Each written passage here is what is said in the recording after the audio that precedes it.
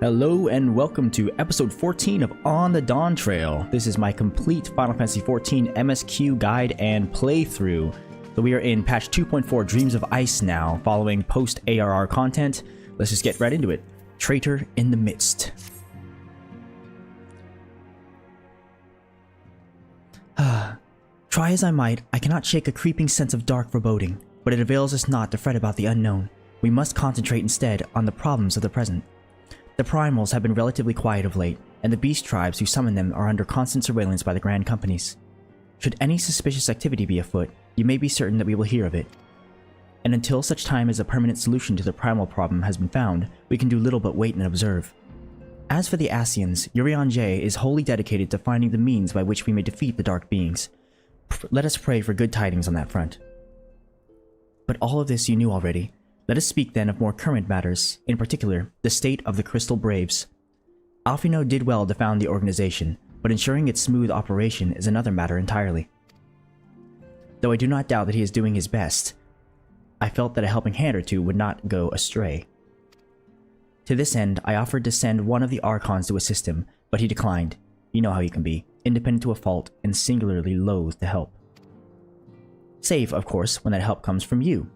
Alphino has entrusted countless matters of import to your care in the past, and I believe he would not hesitate to do so again, were you to offer. I should be most grateful if you would go to him, and support him in whatever manner you are able. Easy peasy. I do love me some good Alphino stuff.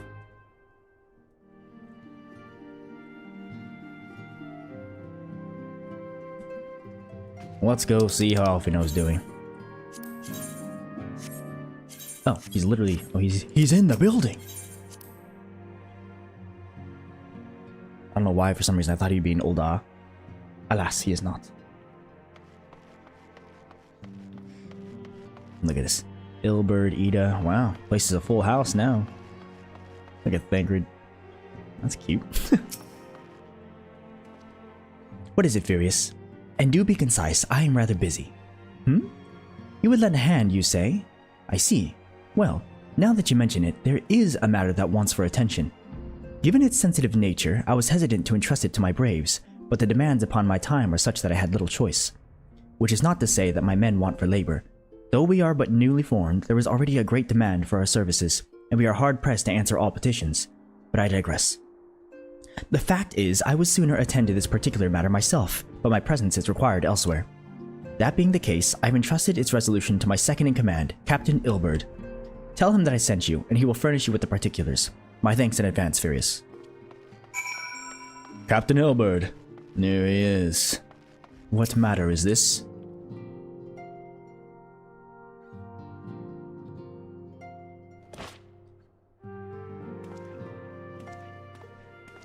Hail to you, Scion.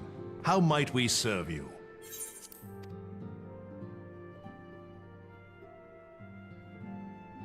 Commander Leveilleur bade you serve us? These are welcome tidings indeed. Given the sensitive nature of the task, I could not rely on one of my own.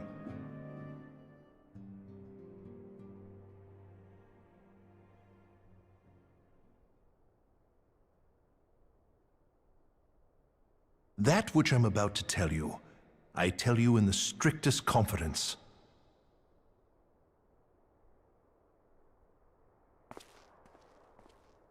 Some days ago, we received certain documents from an anonymous source.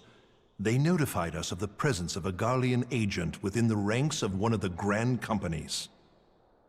Following some discreet inquiries, we identified a suspect among the immortal flames, whom we detained for questioning. Alas, the man was not our agent. He was but one of many men in the agent's employ.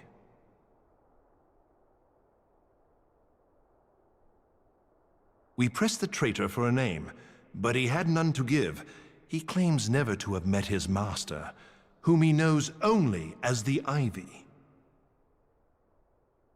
He was, however, certain that this Ivy had coiled itself around every part of the immortal flames. It would seem our quarry joined the company some time ago, and gradually recruited others to his cause. These conspirators are the vines by which he learns our secrets, all without exposing himself. It won't be easy to identify the ivy amidst this tangled mass of subterfuge, but we have a tendril in our hands, and we shall follow it all the way to the gnarled root.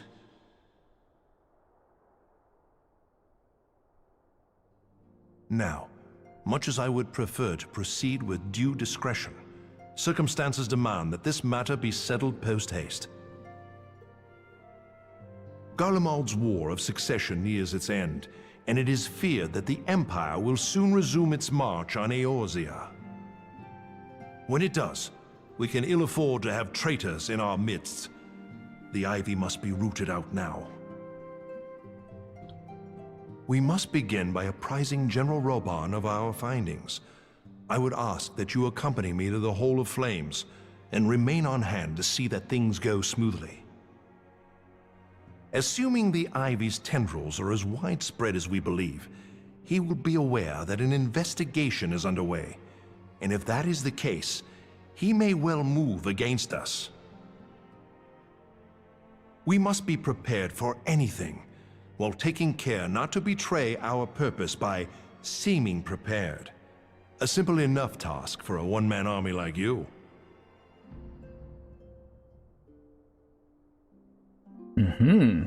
Fumu. The ivy, eh? A traitor. Well, let's go talk to Raban. He'll know what to do. He always knows what to do. Get my reading chops back on. The ivy. Yeah.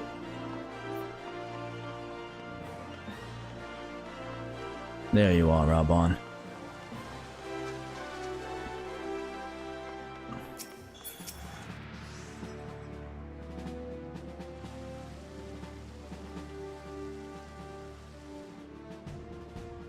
Well, well. What brings you here, my friend?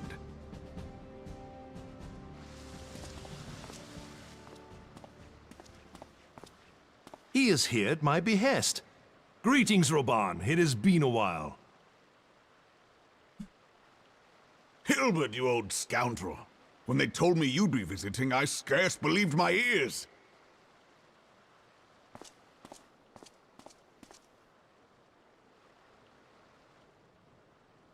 But look at you! The honored captain of the Crystal Bloody Braves. Who'd have imagined, eh? Not many, but fewer still would have imagined your destiny lay in politics, old friend. Aye. We've both come far, have we not?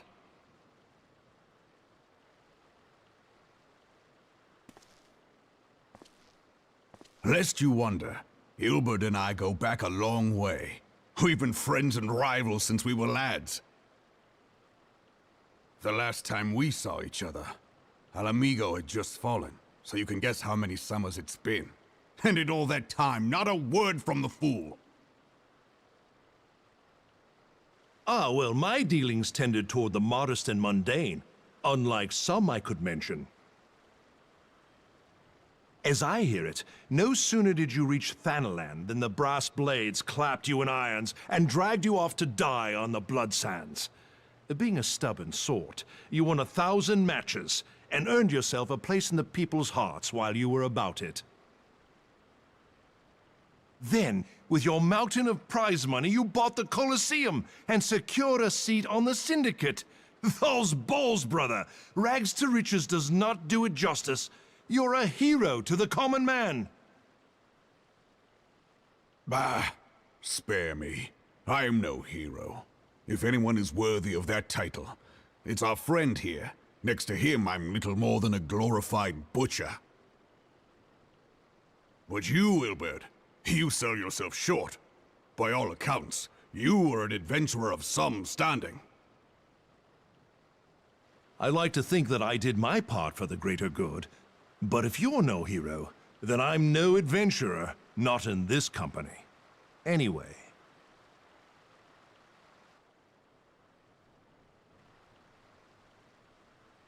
I have tidings. So there has been progress. I've let it be known that this meeting is a reunion between old friends. None will give your visit a second thought. To convene elsewhere would only attract attention. Let us speak here, in plain view of all.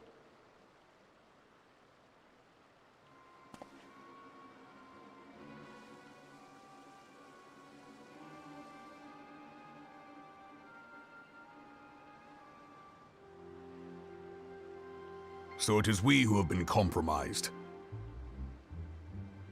Teleji Adeleji's machinations have shaken Ul'dah to her foundations. In such uncertain times, a man's loyalty may be bought for a fistful of gil. But if this snake has truly been in our midst for as long as you say, we must needs consider a far graver possibility. Conspiracy. Could it be that the monitorists have been in league with the Empire from the first? Very well. I will have my most trusted men investigate the matter. Continue your inquiries in the meantime. It does me well to see you again, old friend. When next we meet, let it be over a flagon of ale. I look forward to it. Let us reminisce of bygone days, and drink to the future of our homeland.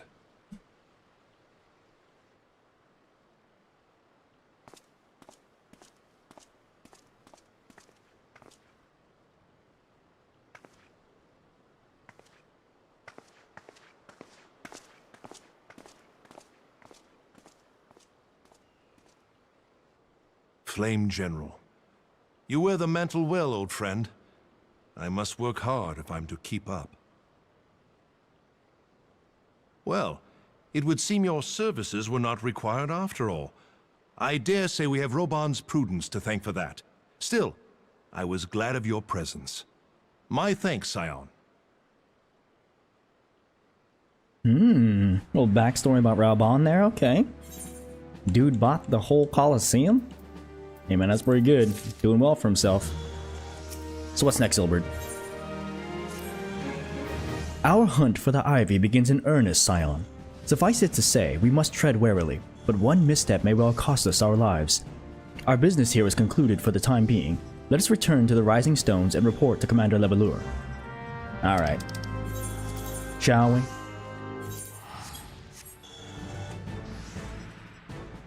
In the immortal flames, eh? What if it's Raubon himself? What if he's the snake?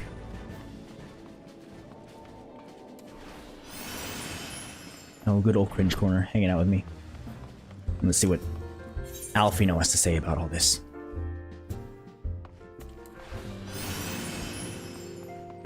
Everyone's still hanging out. Oh, they're in different positions now. No more Thancred. What's Hosen doing over there? Alfino. Cutscene.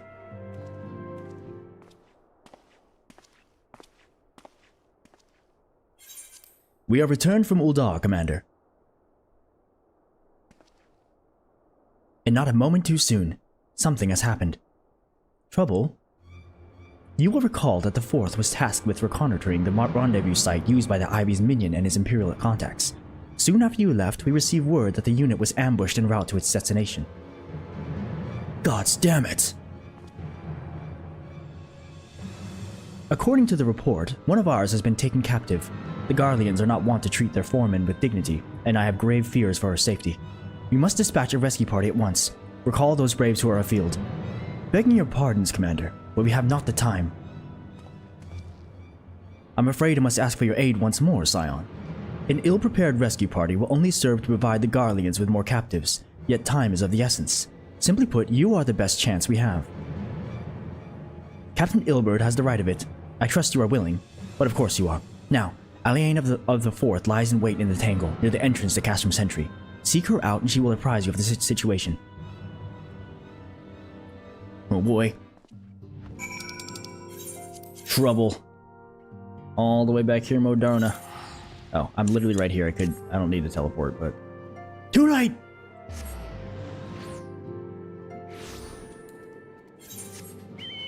Where's it? This way? This way. Now I can fly, though. Let's see what ruckus is happening over here.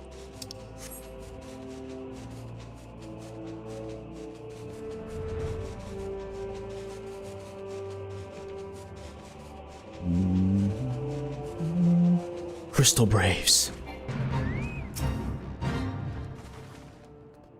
You would aid us in the rescue mission? We are in your debt, Warrior of Light. Now, time is against us, so allow me to brief you on the situation. The Garleans fell upon us without warning, wounding poor Resh and hauling her away to the castrum yonder. Outnumbered as we were, it was all we could do to flee and regroup. Even as we speak, the Garleans may be interrogating Resh, or worse. With her hurts, I fear that she will not long survive their attentions. We must rescue her without delay.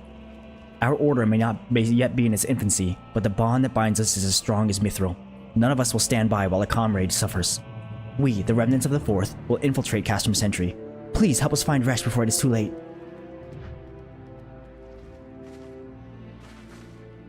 Yes. Some good old combat. What I'm born for. Go down here, eh? Can I just... Oh, I'm literally storming the castery itself. This is kind of cheating, but okay. Resh Polali. Who's it?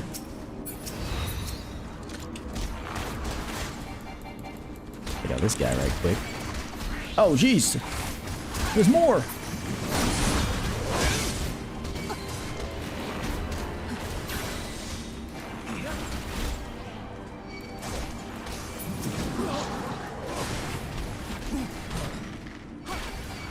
Too easy, man.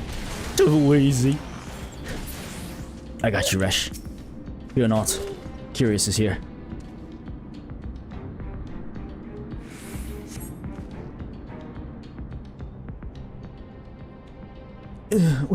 Where am I?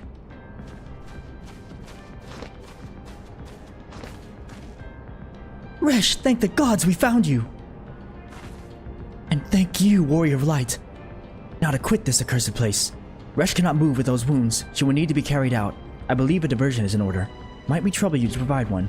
Given your reputation, I suspect the Garleans will only be too happy to grant you their undivided attention. If you were to create a commotion within the castrum, we should be able to steal away unnoticed. Let us speak again once we are safely outside these walls. I can do that. Everybody wants a piece of me. What must I do? Glowing purple circle? Don't mind if I do. Holy!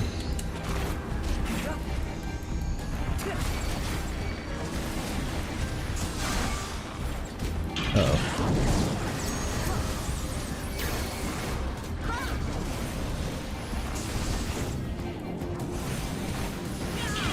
Got the mage first, then we can worry about the big guy. No! Oh, he's easy. Going down super easy.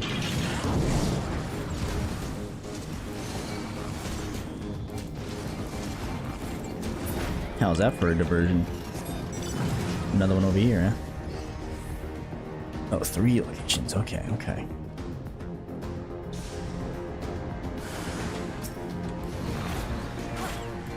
Ooh!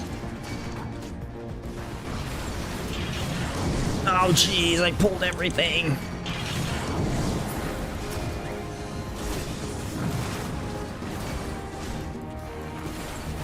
Daijobu.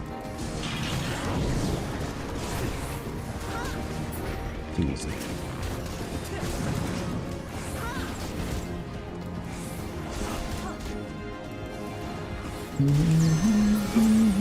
One more. No! Oh, god dang it. I accidentally pulled this dude. Oh, he's going downstairs. Yeah, get wrecked. One more. Right in the middle.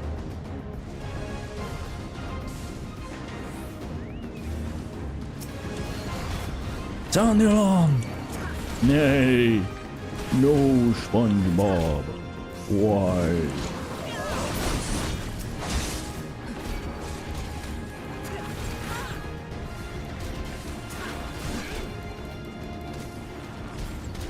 Got him.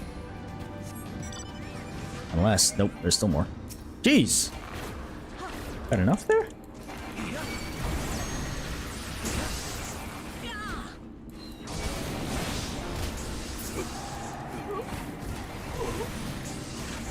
Not paralyzed. I think one of those is a... Dang it. I got paralyzed. I need to figure out which one is my... think it's that one to the left. Let's see if I can interrupt this guy. He tries to cast another paralyze. Nah, just unders. Not worth it. Easy peasy.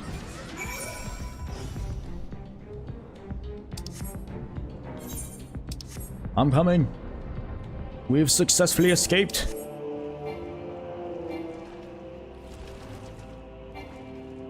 Why do you have to be so close to this freaking mud puppy, bro? I have awaited your return most anxiously, my friend. You have done us a great service indeed. Thanks to your aid, our comrade Resh is safe, and we suffered no further casualties. Words cannot well express my gratitude. All that is left is to report the mission's success to Commander Leveilleur. I shall go on ahead to the Rising Stones. Nice. And what must I do? Also to the Rising Stones. I'm sure Alphino would be happy that his contingent is back. A successful mission indeed.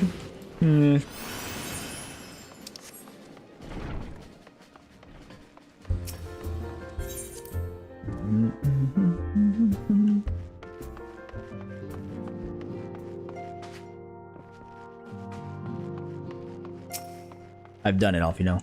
Oh, cutscene. Ah, it does me well to see you thus returned.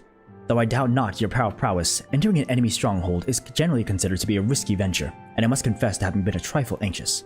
But here you are, hale and whole, having succeeded in your mission as is your wont. Lest you wonder, the woman you rescued is being cared for by the Domans. Thanks to their expert ministrations, the danger is past. You have my gratitude, Furious. Captain Ilbert. He arriveth. Allow me to thank you also, Scion. Resh owes you her life.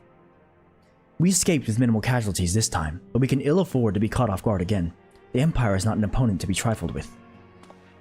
As you say, Commander, I will see to it that the men keep their wits about them. And it may yet take time, but I will not rest until we have identified and apprehended the Ivy.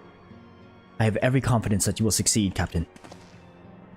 As for you, Furious, I realize you have scarce caught your breath, but I'm afraid there is no rest for the weary. I require that you accompany me to Kurthus. I have been granted an audience with an Ishgardian dignitary, you see, and the man expressly requested your presence. Oh, do not look so surprised. You should be familiar with the trappings of fame by now. We shall depart as soon as you are ready. To Ishgard, eh? Okay. And I get new bracers or hands. Ooh, and a coif. I wonder what this coif looks like. Let's see. Oh, it doesn't even fit me because I have freaking bunny ears. Oh! It's Hemp! Coming to terms. We have been blessed with the rare opportunity, Furious, an audience with an ambassador of the Holy See of Ishgard. We are to treat with Sir Emmerich, Lord Commander of the Temple Knights in Camp Dragonhead. It is considered a great honor to serve the Holy See directly as a Temple Knight. Needless to say, their leader wields tremendous political influence. We would be wise to court his favor. For that reason, I consider your attendance essential.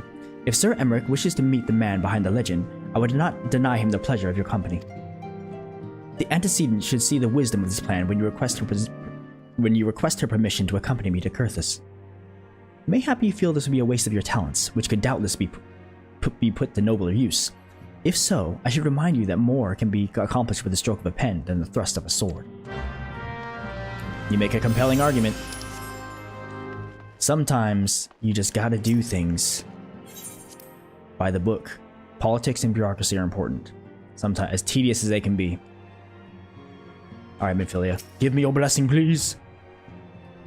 A meeting with an Ishgardian ambassador. By all means, I think it is a wonderful idea. We have received no reports of etheric disturbances or unusual beast tribe activity of late. If Alphino believes your presence may help him to secure more favorable terms, I see no reason to deny him. Ooh, straight into a cutscene, that's interesting.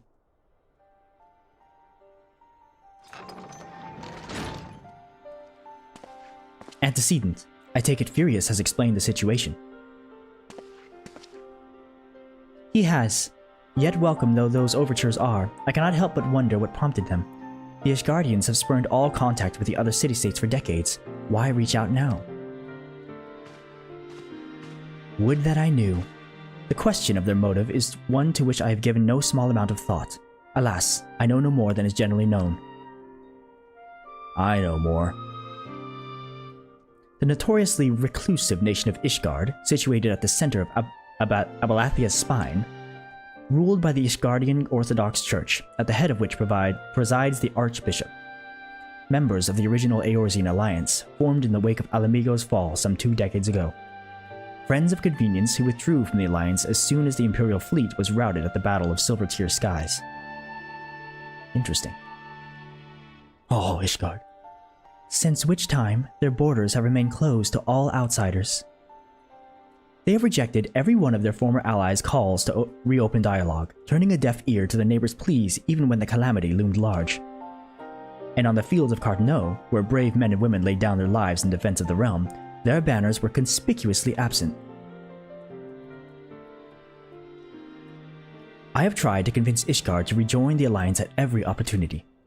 I have explained over and over again that unless Eorzea stands united, we cannot hope to preserve our freedom. One by one, our nations will fall, as once fell Alamigo.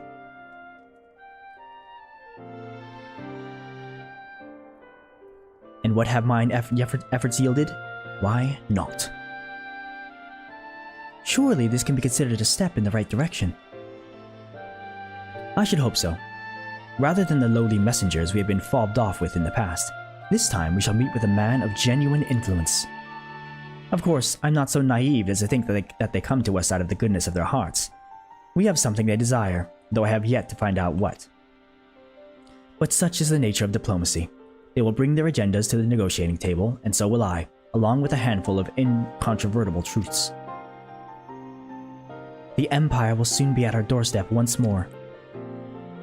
Indeed, you may rest assured that I will expound upon this point and others. Let us depart for Camp Dragonhead, Furious. Our old friend Lord Horshaphon is expecting us. Since our quest to recover the Enterprise, I understand you have further ingratiated yourself with the man. Excellent work. His fondness may prove useful to our cause. I love Horshaphon. We are best friends. Alright. Let's meet this envoy of Ishgard of the Holy Sea. Thank you for your blessing, Minfilia. Not like I needed it anyways. Let's go see what all the hubbub's about. Please, please be voiced. Give me that soothing. The goodness. Oh. What the heck? Under here? Oh. Probably in Horshaphon's place, huh? Yeah. House Forton. Horshaphon. Oh, cutscene, here we go. Ah, Furious. Ever a welcome sight. Our hearts have been stoked to blazing in preparation for your arrival. It would not do for such a dignified, distinguished personage to catch cold whilst enjoying our hospitality. The gesture is much appreciated. I fear I shall ever struggle in cold climes. Ah, good Master Alphino, an honor, as always. Likewise, Lord Horshaphon. Forgive us yet another imposition. I fear we have relied overmuch on your aid since you so generously assisted us in locating the Enterprise. Nonsense! Any debts incurred have long since been repaid. Besides, who could say what the future may bring? House Forton may even seek the aid of your newly framed Crystal Braves. In any case, I am simply delighted that the Holy See is at last willing to grant you an audience. No doubt your discoveries at Snowcloak helped to justify the decision. This recent resurgence in heretical activity is of grave concern to us all. But to the matter at hand. Sir Emmerich arrived in Camp Dragonhead earlier, and I am told he is eager to meet with you at your first convenience. You are doubtless weary from your journey and desirous to rest a while by the warmth of our hearth. But if you are willing to forego such comforts, pray inform the knight stationed outside the intercessory. He will grant you entrance and send word to the other attendees. As inviting as your heart sounds, I believe it best we proceed to the intercessory forthwith.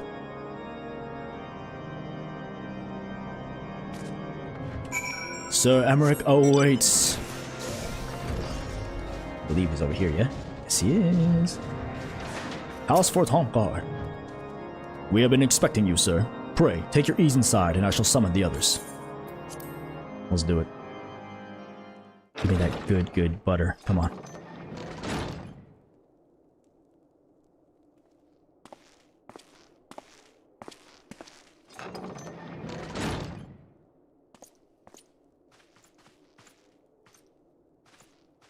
Have faith, my friend. You need only state your case with confidence and clarity.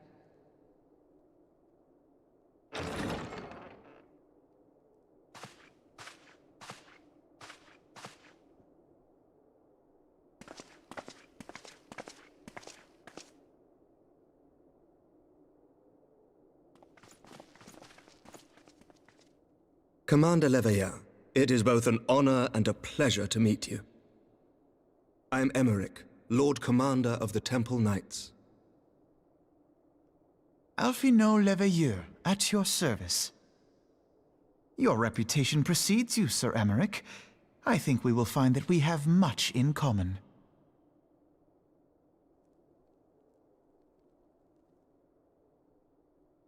Speaking of reputations, yours towers over us all. Does it not? It does indeed, Lord Commander.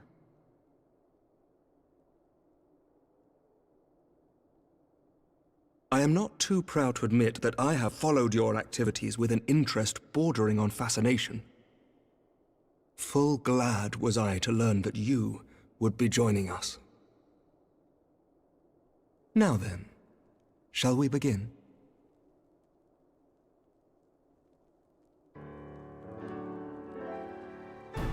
We know full well that the Garleans will return in force ere long.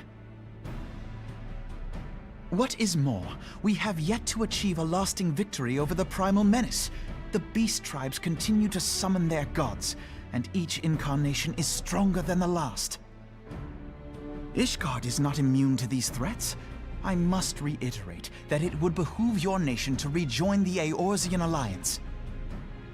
Once again, I must respectfully disagree. On what grounds?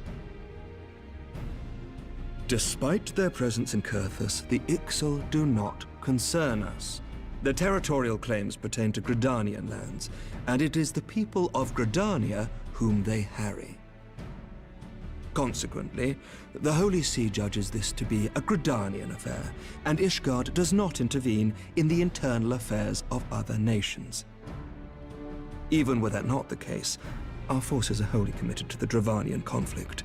We have not the knights to spare. As for the Garleans, we are not ignorant of history. We have observed the rise and expansion of the Empire, and we agree that it is only a matter of time before they resume their campaign in Eorzea.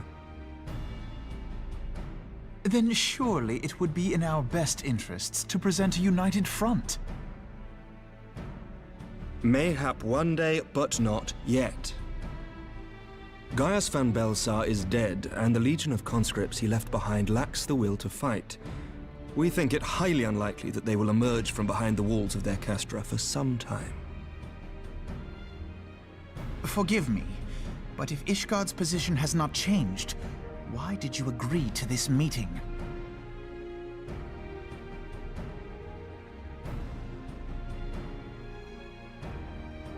It was not only as a representative of Ishgard that I came here. Pardon? It is not within my power to change Ishgardian policy, regardless of my personal feelings. There is, however, one area in which I may exert a measure of influence. Concerns have been raised over the supplies House Fortin has offered to Revenant's Toll. These have led to calls for restrictions on the provision of aid to foreign powers. I can ensure that the shipments continue unabated. Sir Emmerich, we would be in your debt. No, you would not, for I require something in exchange.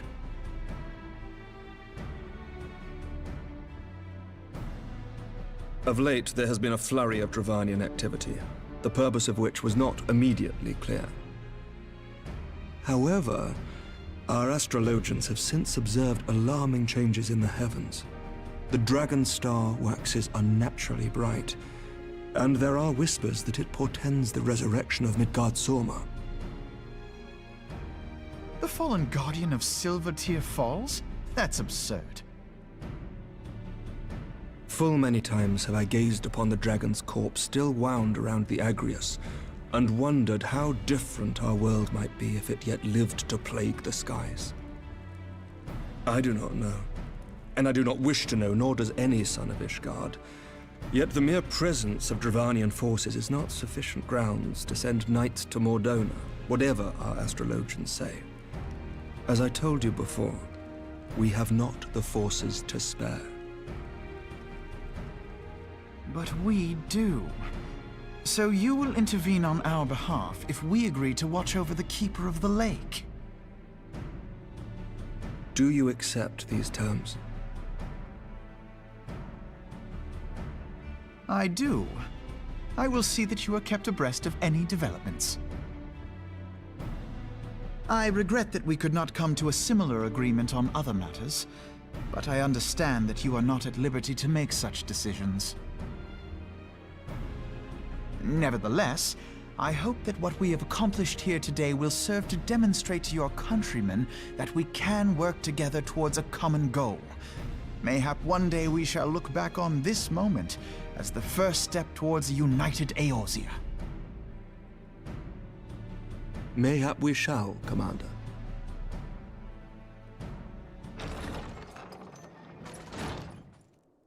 What is the meaning of this? The caravan, my lord. It's been attacked. It was Iceheart, my lord. What? By the Fury! All our precautions were for naught?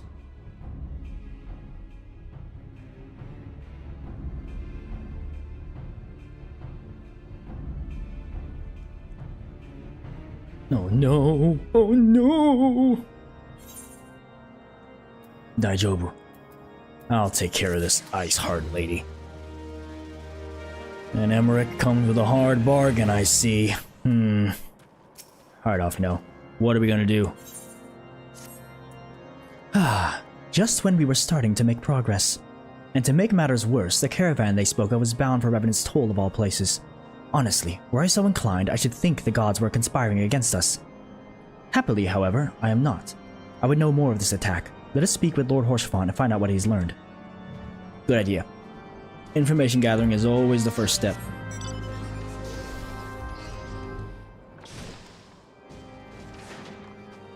What's the plan, Horsefant?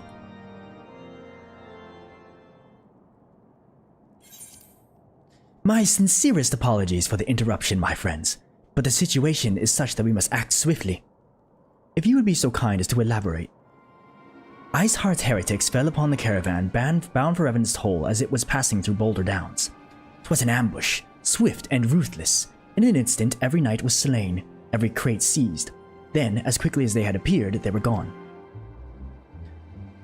'Twould be an impossible feat without knowledge of the route, knowledge to which only a select few are privy, I presume.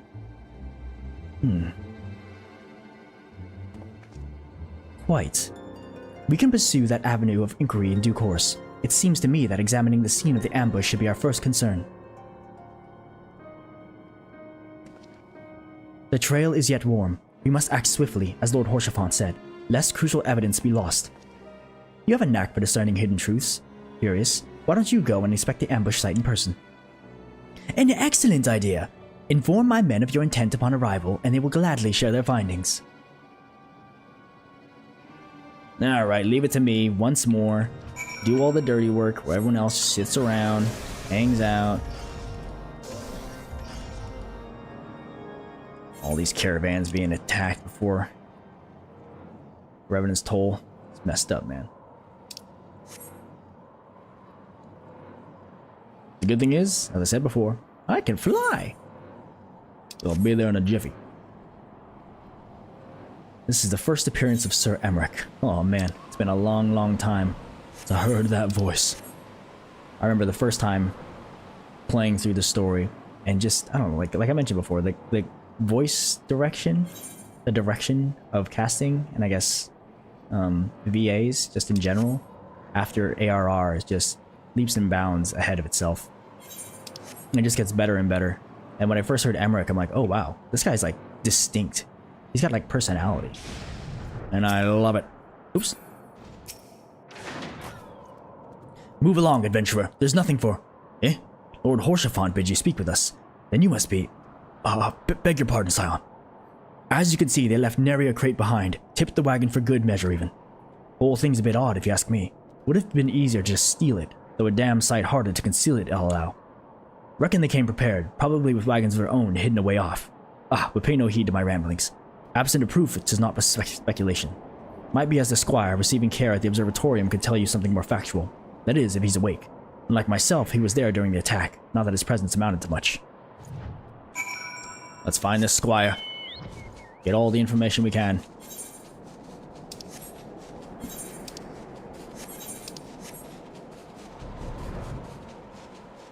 To the observatorium.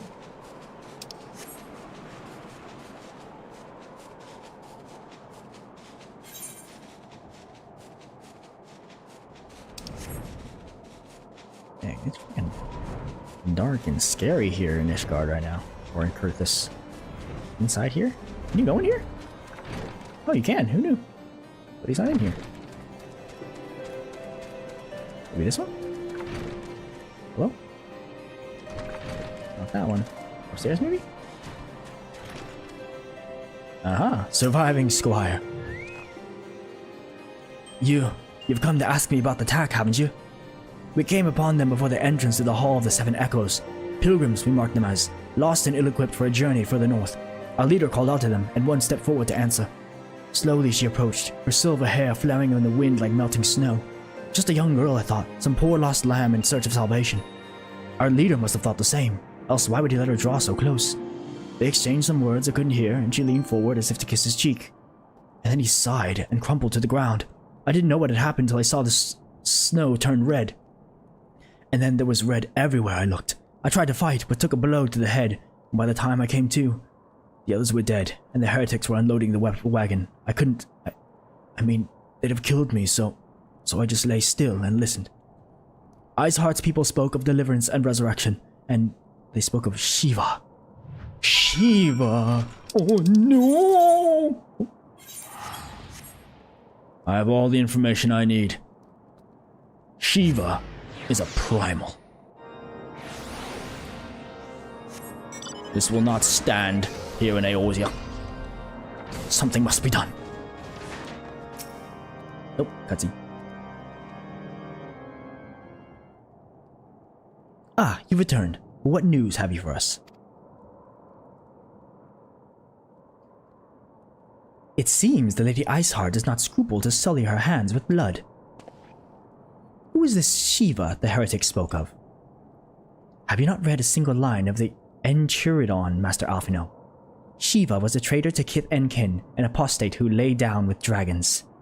Now, we cannot expect all foreigners to know Ishgardian scripture so well, particularly when it comes to the patron saints of heretics.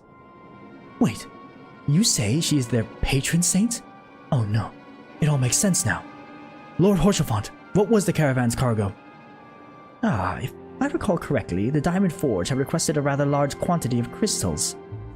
Do you not see it? Iceheart and her followers intend to summon Shiva, as a beast tribe would a primal. Why else would they go to such lengths to secure crystals? Oh my goodness. I shall inform the Lord Commander at once. Lord Horsefont, you would agree that discretion is of paramount concern. Of course.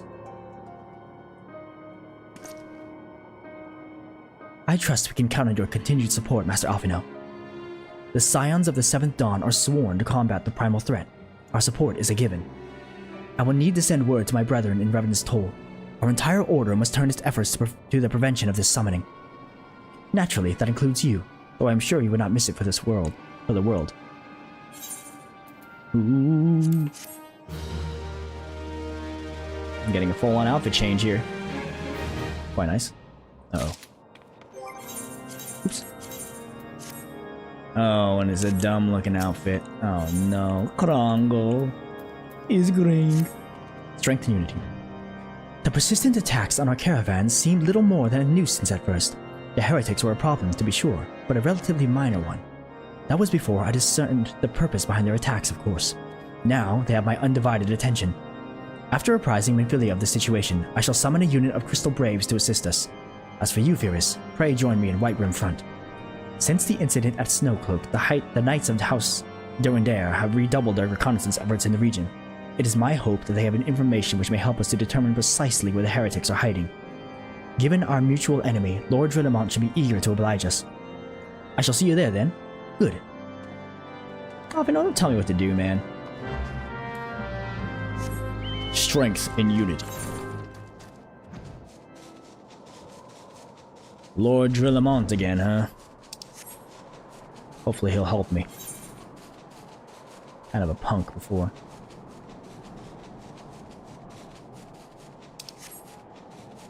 I'm so embroiled in international affairs, it's scary.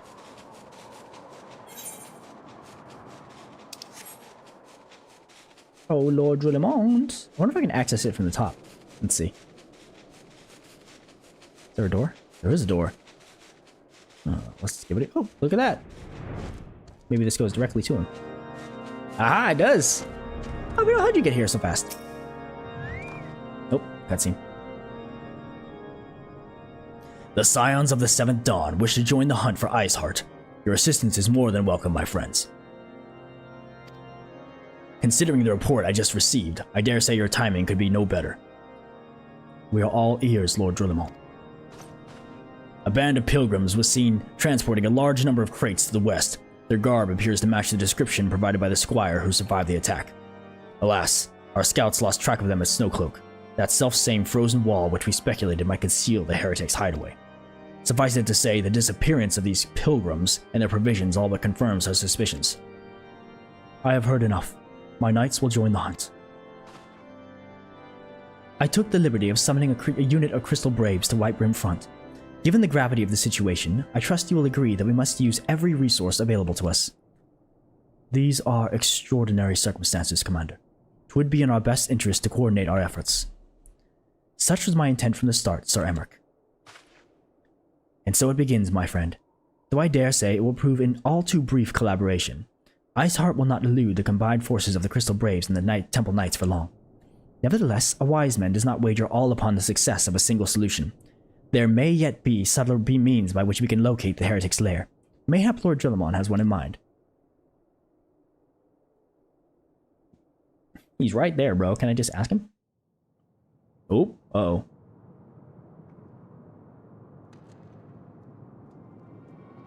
They're not doing too good over here.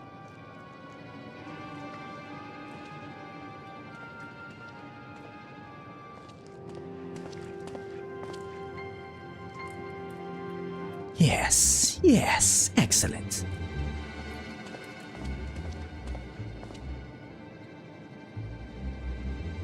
My lady, everything has been accounted for. If there is aught else you would have us do, pray speak and it shall be done.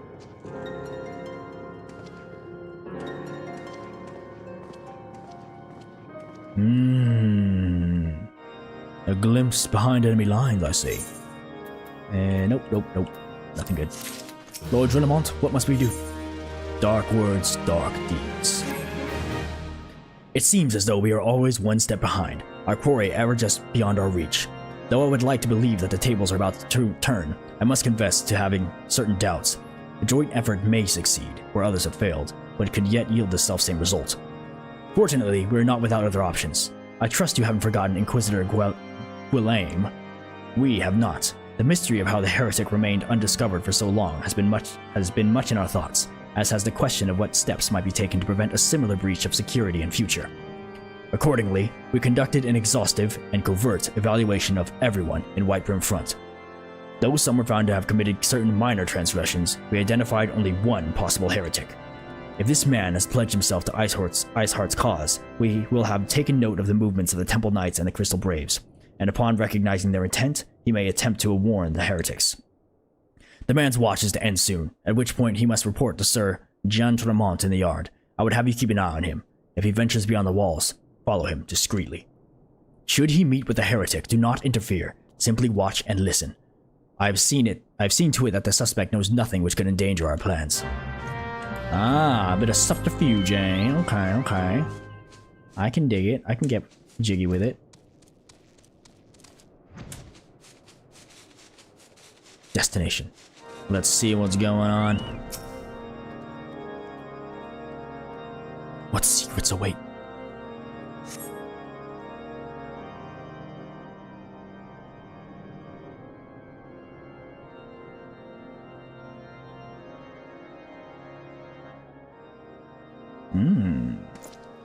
There he goes.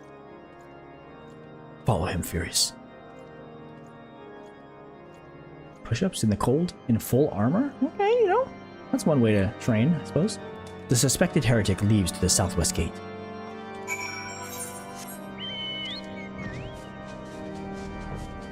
Where are you? Accused knight. Make sure he doesn't see me. I'm watching you, buddy. Always watching. The suspected heretic follows the road east. He's going to Snowcloak. I can almost taste it. I see you. Behind that tree. Oh, picked up his pace. The suspected heretic leads south. I knew it. Uh-oh. Apparently big boss right there. I'm not fighting that. Screw that.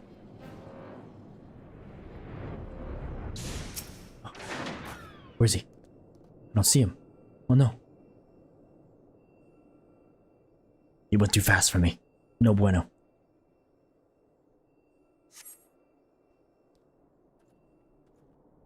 Oh, never mind.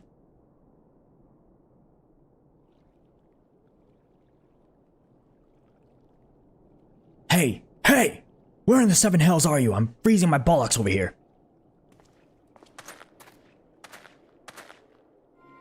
I'm here, you blundering oaf. Why are you late?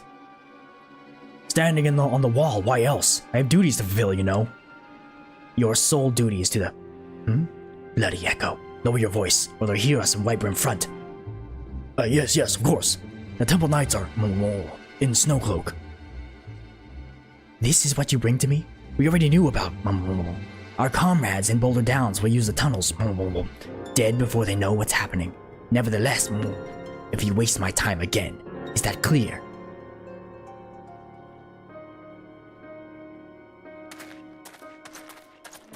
The tunnels, eh? Snowcloak. I have all I need. It's time to storm Snowcloak. It's the only reasonable... Ooh, look at that guy. Only reasonable course of action. Man, I kind of want to fight him. I need a group, though. I don't want to die like that one time when I was trying to follow Elidibus. I know what we must do to kill them all. Well, did your investigation bear fruit? I'm talking right now. I see. I shall have the man detained at once. His guilt is plain. Would that you could have heard their words more clearly. Yet, the few snatches you were able to make out are nonetheless enlightening. It would seem the heretics are aware of our operation, and confident that they can thwart it. Their comrades in Boulder Downs are key to their plan, which means it is key to our plans that they be rooted out and put to the sword. Ooh. I'm getting there. First blood. We have long suspected that the heretics use a network of secret tunnels to traverse the highlands undetected. Given what you overheard, I fear that Snowcloak may be riddled with such passageways, and that the heretics in Boulder Downs are planning to use them to take our forces unawares. Needless to say, we cannot allow that to happen. A contingent of House Durandare Knights are on patrol in the area, and I shall order them to begin searching for the heretics at once. But knowing nothing of our enemy's numbers or readiness, I cannot say for sure that they will be sufficient. It would put my mind at ease if you would consent to assist my knights with the search. I know they would take courage from the presence of so storied a warrior. Pray, rendezvous with them at Boulder Downs. If Halone is kind, we may catch these heretics before their plans come to fruition. Show them no mercy, Furious. The lives of our allies are at stake. Fair enough. Where to? All the way down there? Okay. Hiya! I'm gonna show these heretics what for. You don't mess with the Warrior of Light. Please let me fly over these mountains. Please let me fly over these mountains. Come on, baby. Oh, looks like it's fine. Yay! Good. Boulder Downs. Oh, we're going into the scary red part. Where one of Dalimud's shards attacked. Ooh, that's not good. Like they couldn't hold their own. Boy, over here! Ah, jeez. Cringe Corner's not with me.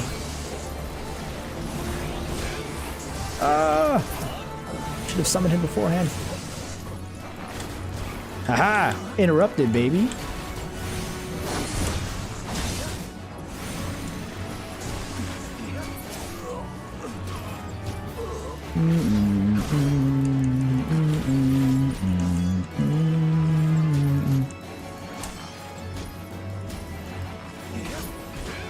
Let me make sure I summon my chocobo.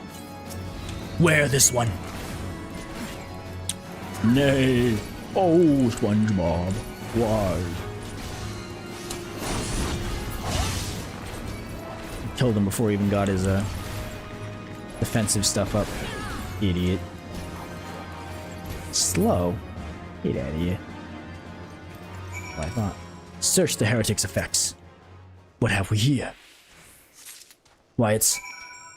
something! Back to Lord Jolemont. Take flight. Ah, yeah, imagine having to do these quests without flying. Woo! Those were the good old days, I tell you that. Everything on foot. Quality of life stuff, you know? Look at Ishgard in the distance, menacing.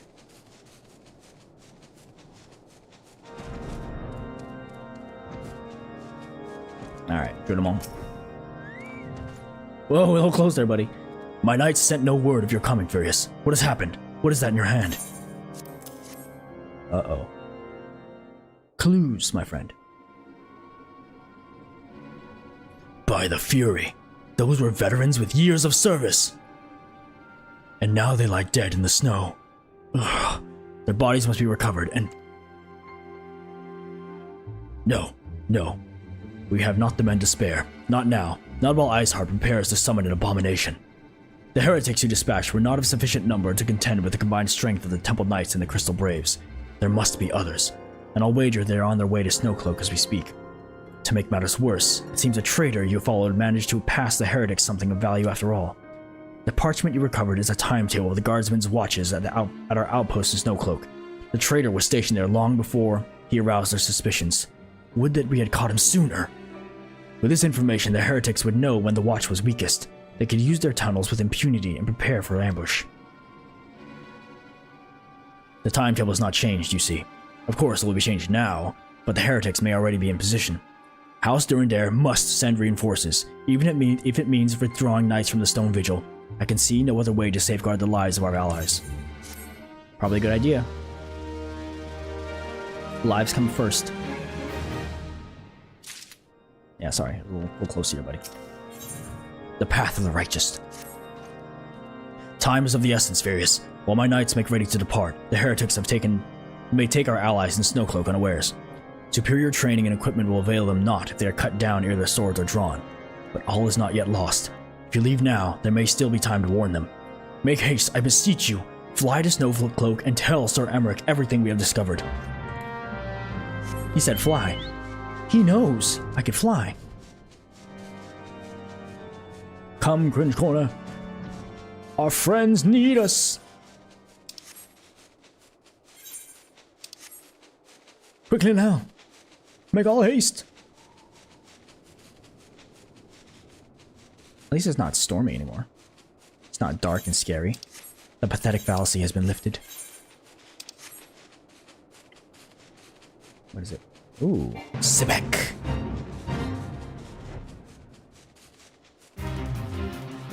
Oh no, Emmerich. My friend. Furious. This is a welcome surprise. Perhaps the only one thus far. As you can see, we have yet to uncover any hidden... You have my gratitude. Truth be told, we suspected the heretics might be plotting such an attack. Now that we have confirmation, I shall place my knights on high alert. Has Commander Levelure been informed? The Braves must be made aware. What do, Alfino?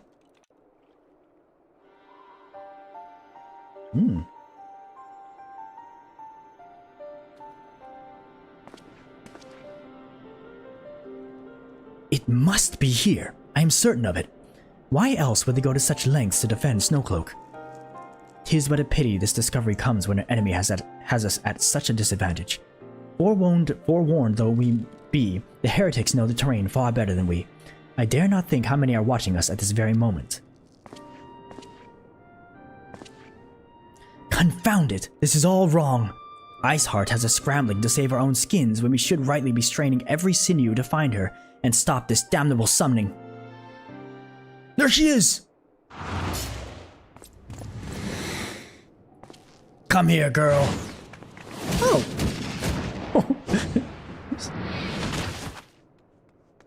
Ida, eh?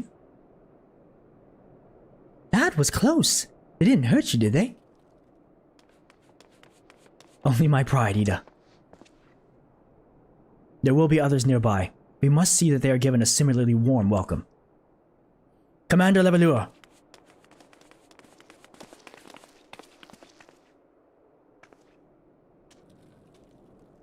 There has been a development, sir. Together with the Temple Knights, we have secured the entrances to some half-dozen tunnels after spotting the enemy breaking the surface.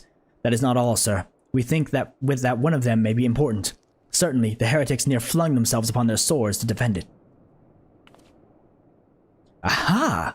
Just as I had suspected. Amongst this warren of tunnels lies the entrance to Iceheart's lair. Summon the others. We're going in. A moment, Alphino. The tunnel in question is barely wide enough for 2 men abreast. We cannot say with any certainty where it leads, much less what is waiting for us there. Furthermore, we have no way of knowing how many heretics are still lurking here on the surface. What if they were to converge on this point after we enter the tunnel? For all we know, we could be funneling our forces into a trap. I take your point. If the tunnel is indeed as narrow as you say, greater numbers would be more hindrance than a help. Should we encounter difficulty, our own allies would become an obstacle to escape. Turn to me. Change of plans. While we rendezvous with Sir Emmerich and keep the heretics at bay here, you will go wherever that tunnel leads. If you find Iceheart at the end of it, do not let her escape. You venture into the unknown, so see that you are prepared for anything. I suggest you call upon your allies, though not too many, or Papalimo will sulk. Uh-oh.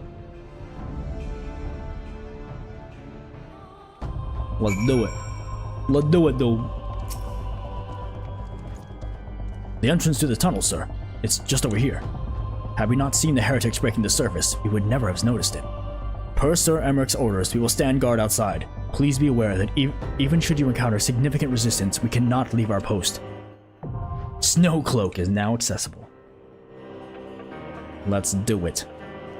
Hey. Tunnel? There you go. We have unlocked a new duty, which means back to the duty finder.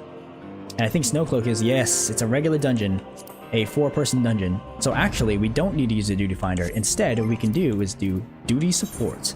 And I can go in with, let's see, with my Scion Marauder, Scion Conjurer, and Scion Thaumaturge. Check it out. They graduated. Yeah, boy. Oh, are they? Yep, they graduated. Let's do it. Snowcloak. Thank goodness, I don't have to wait in a 30-minute queue for a trial anymore. Ooh.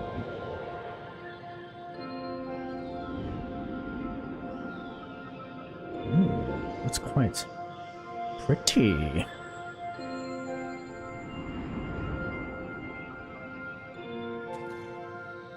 Oh, we're so decked out now. Holy smokes, we look super cool.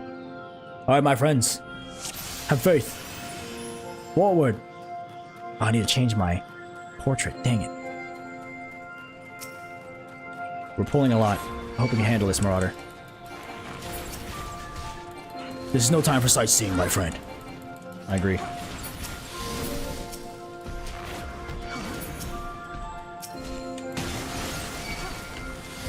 Oh, jeez!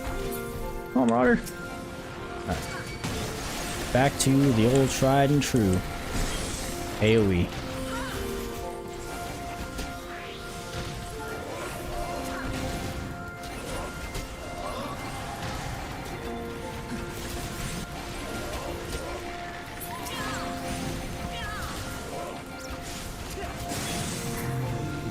can actually put on some damage now. That's good. Or maybe it's a fluke, I don't know. But I feel like I'm putting on more damage than before. Forward, my friends. We pull everything.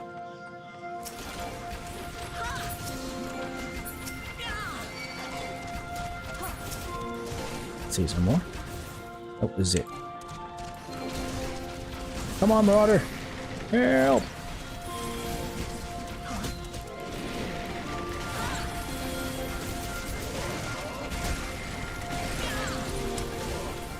Too easy, man.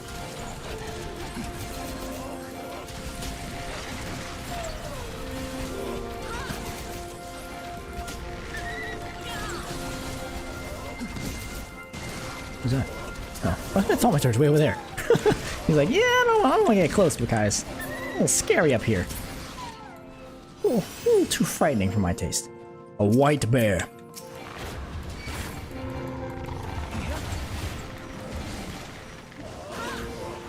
Door to silence. This is kind of a huge tunnel. I don't know how we missed this. You know what I mean? Like, look how big it is. Scarce can fit 2 people? I don't know, man. Papalima was straight up lying to me. Pick up the tiny key. Door to silence. Come, my friends.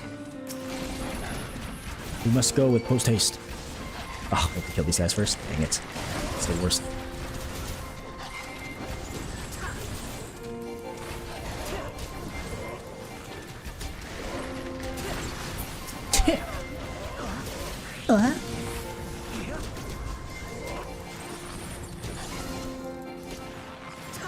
Oh no, watch out!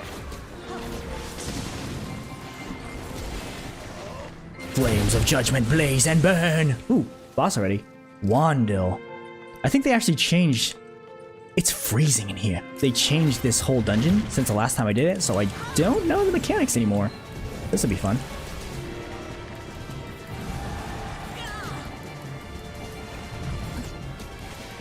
Okay, seems pretty easy so far. Okay, what's he doing? Snowdrift. What is this?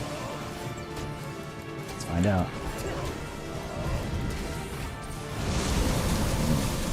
Okay.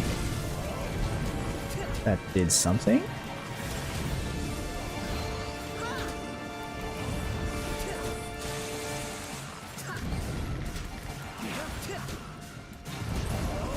Definitely don't want to stand in that.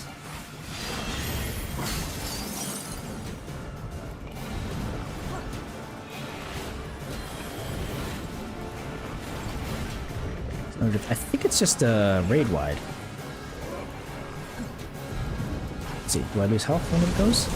Yeah, I do. Oh, it's a very light hitting raid wide. Easy peasy. Wow, okay, this guy is super easy. Tundra, unless...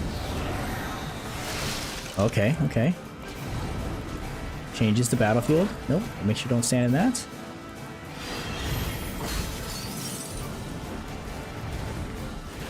Okay, so it just squeezes the stage a little bit. That's easy enough. Snowdrift, okay, regular. Raid wide. Dolls, bloody balls, all that ice! No. Eels. I feared I'd slip and break my neck. These guys are pretty funny. Hey, that's pretty funny, bro. Whoa! Who invited you? Did that Google just jump out of a snowball? Where did it even come from? Oh, jeez. Oh, no. Oh, no, no, no.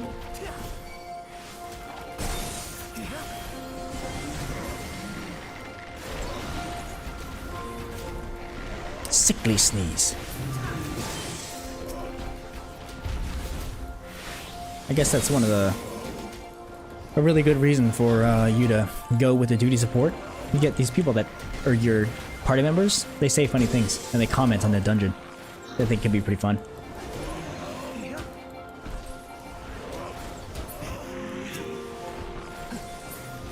Come, my friends.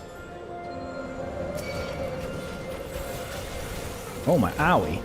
Holy, that's a big ouch. Okay, we're gonna go a little at a time. 'Cause that was not fun.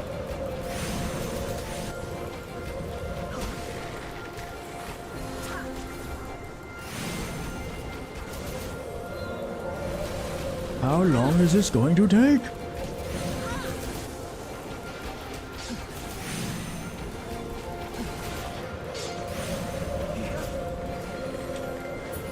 Oh, my friends. For this guy, also this guy, also that guy.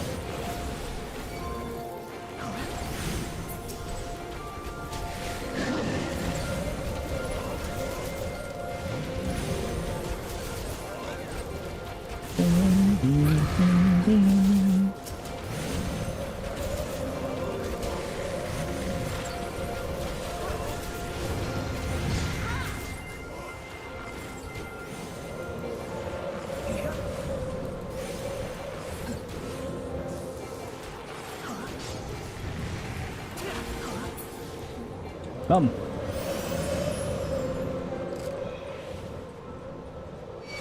Going all the way. Here. Oh, this is not gonna be good. Not gonna be good. Oh, second win. Marauder, help! Help me, please! Whew, that was close. Okay, we need a little bit of assistance here. Marauder's not doing too hot. I believe you. Maybe don't stand in that freaking. Can we get out of that? Nope. He just wants to tank right in that little spot. Fair enough. You do you, buddy. Make it difficult for your healer, I guess.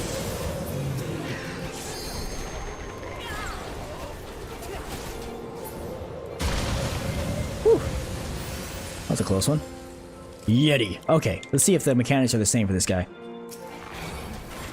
Used to be some really kind of convoluted sort of snowball rolling thing. Actually, it wasn't that bad, but I remember before a lot of people were just like not understanding what the heck you're supposed to do. I think it's already different. Nope, it's the same. Maybe it's not.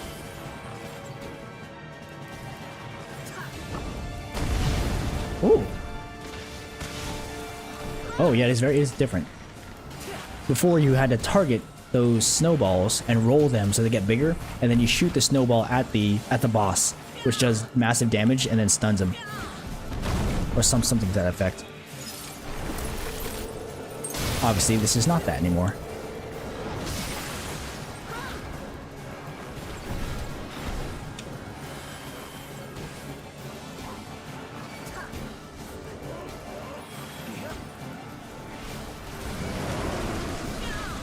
Which one's gonna choose?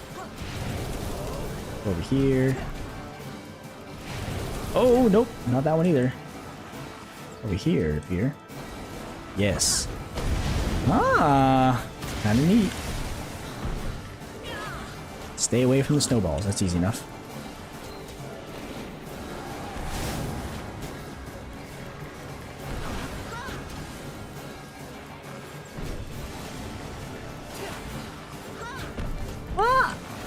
There you go. Obviously, stay out of that. And go in when it's done.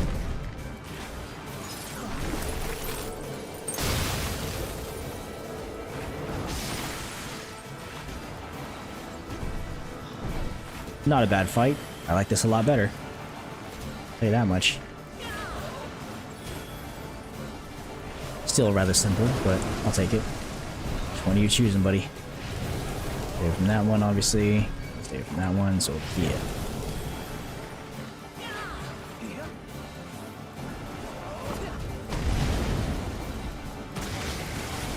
You can fly, you can fly, you can fly, you can fly, you can fly. And easy. Okay, and easy. A snowball fight is not what I was expecting. Aye, but nevertheless, we were victorious. Anything for me? Nope. Come, friends. Oops. Come, friends.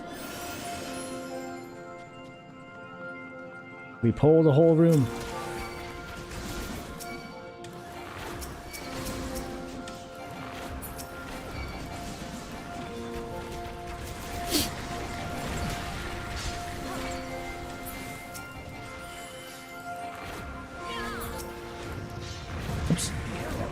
ropes?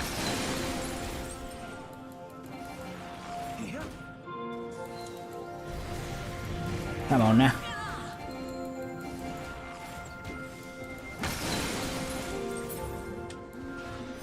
Simple enough. Finger of the Apostate. What is this? Oh no, cringe!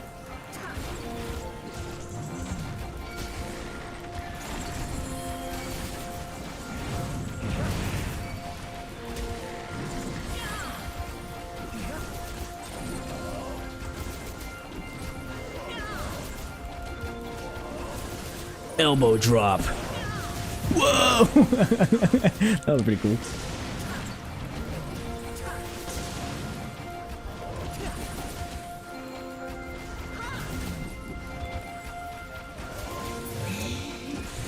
Die.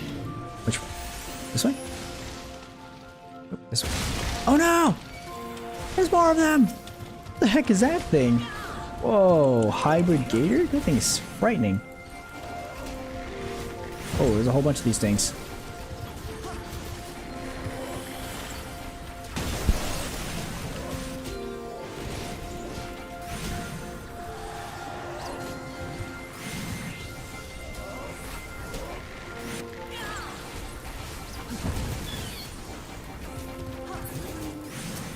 Got these tumblers, like single target. Now can we move on? Nay, the snow. Ooh, what the heck? That guy's freaky. The Snowcloaks. You won't touch my comrades. I sure hope so. Oh.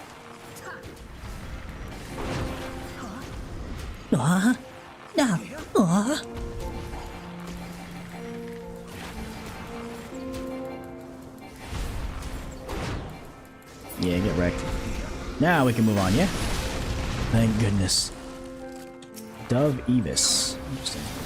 Trespasser. Defiler. What the? Is it kind of crazy that these heretics had all these crazy things? Like dragon's blood. What's that? Can I interrupt it? What's happening? Oh, that's why they have friggin' dragons. They literally turn into dragons. That's wild. Rend asunder with fang and claw. I'm doing it. One of those guys up there.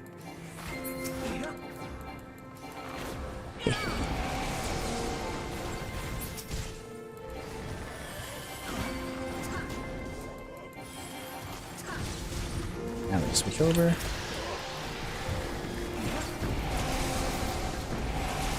Ooh. I don't know what that ability does, but it looks like it kind of hurts.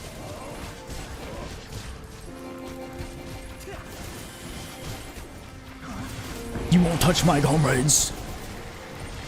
Good job, bud. Proud of you.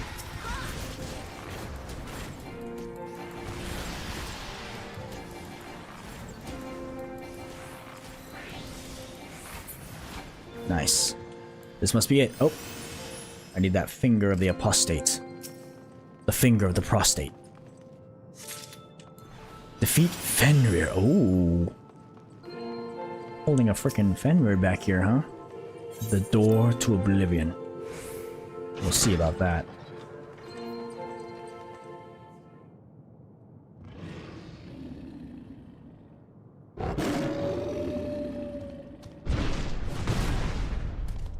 Oh god. Yeah, freaky looking dude. Kinda freaky looking when it moves. A dead end.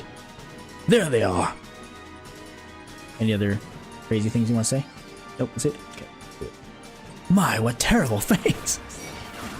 The legendary whorehound. This is not a foe to be trifled with. It's probably a raid-wide. 1,000-year storm, let's see. Yep.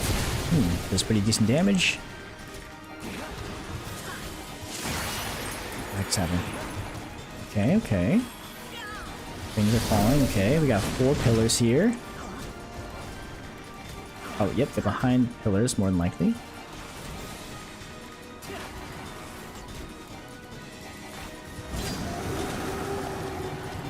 Oh, then they explode, okay. Okay. That's simple.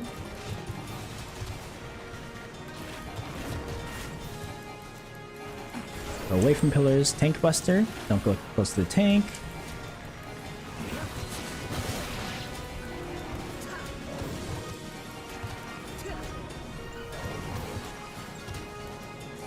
Anything else? Heaven's Ward Roar. Hey, that's the expansion. Okay, don't stand in front of him when he does Heaven's Ward Roar. Easy enough.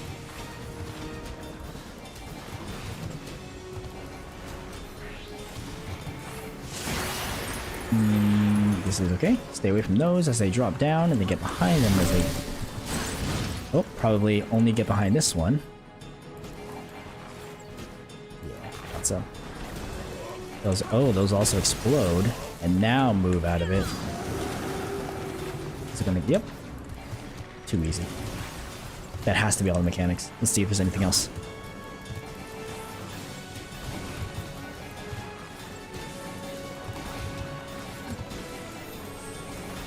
Quick bite, tank buster, stay away from him.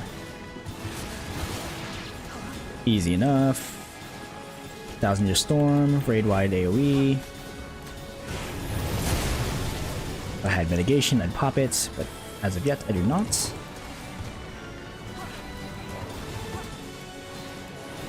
Get away from in front of him. He roars out.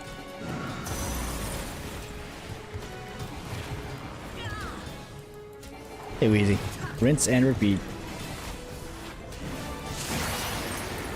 Go to the middle as these things drop. Find the one that's not glowing. Stand behind it. This one over here. After the roar, move away from the pillar because it's going to explode. Go. Move away. Got him.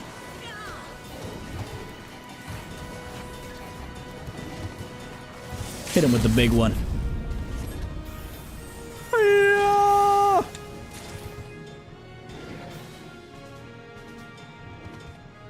Too easy, man.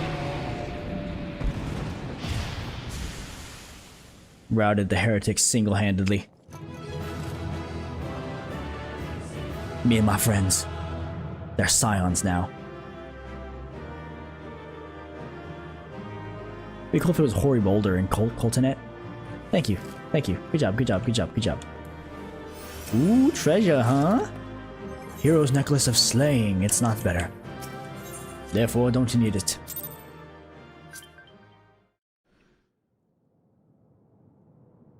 The tales do not do you justice, warrior of light.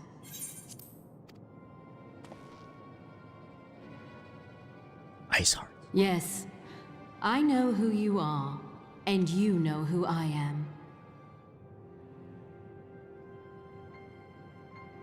I was given the name Izel, but I earned the name Iceheart.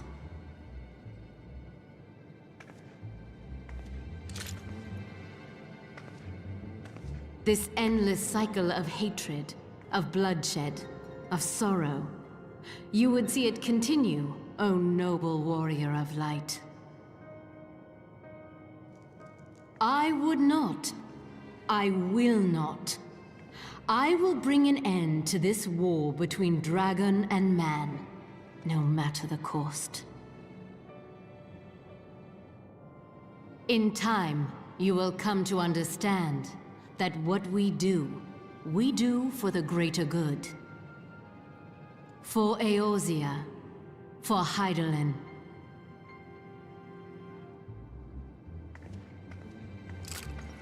Gonna let her go?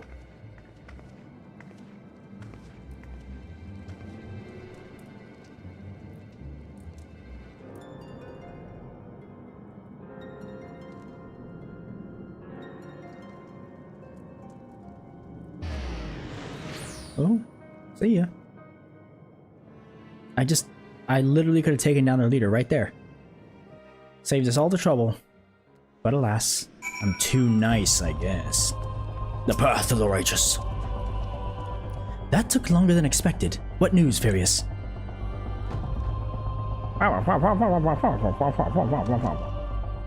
So Iceheart is but a pseudonym. Pseudonym? Not that it matters. That she managed to escape is regrettable. but from your description of that beast, you did well to come as close as you did. In any case, now that you have cleared a path, the Temple Knights can begin to survey the tunnels in earnest. Mayhap they will even find a route past the ice wall. Wouldn't that do wonders for their fight against the heretics? The Crystal Braves will certainly share the credit for it too. To all be praised, Furious. We may yet turn this situation to our advantage. Assuming we stop Iceheart before she summons Shiva, of course. Needless to say, our fellow Scions have not been idle. Minfilia and Iranjay have been busy perusing the archives of House Forton, gathering what information they can on Shiva. Which reminds me, if you were intending to trudge back to Camp Dragonhead to report on the day's events, don't. The antecedents should be here any minute. I can only assume some people enjoy subjecting themselves to this cold. Ugh. What? Minfilia's coming. Oh, Minfilia. Please.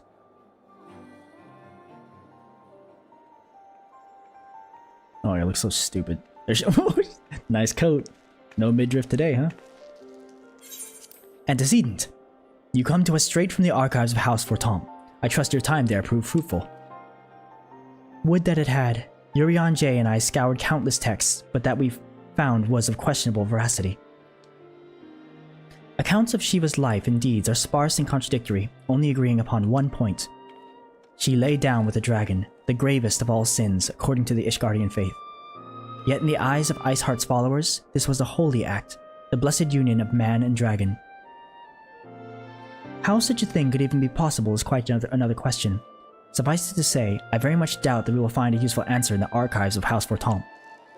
Much knowledge has been lost over the centuries, though in this case, one wonders if it is by circumstance or design.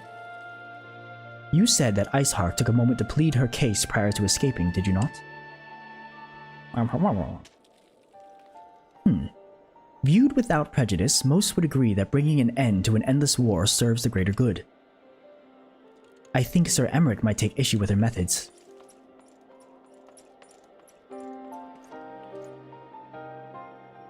I do not care if a few stragglers manage to escape. Until the sappers confirm that a tunnel is safe, the men are to not search it. Yes, Lord Commander.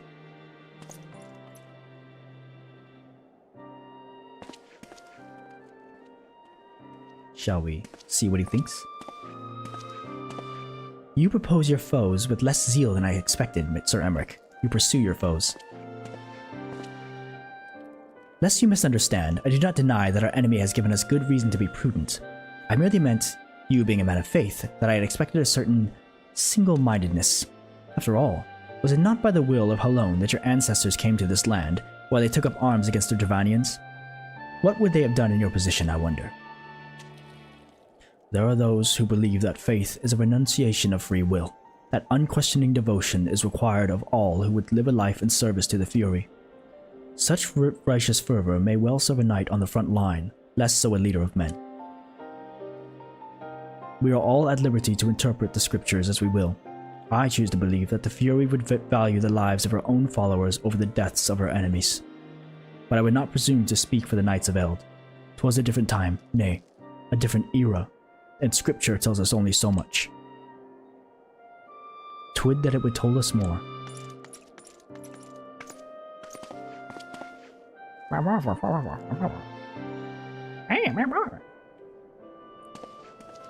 He's a commander who values lives.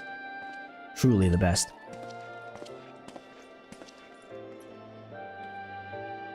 That man is awfully pragmatic for a servant of the Holy See.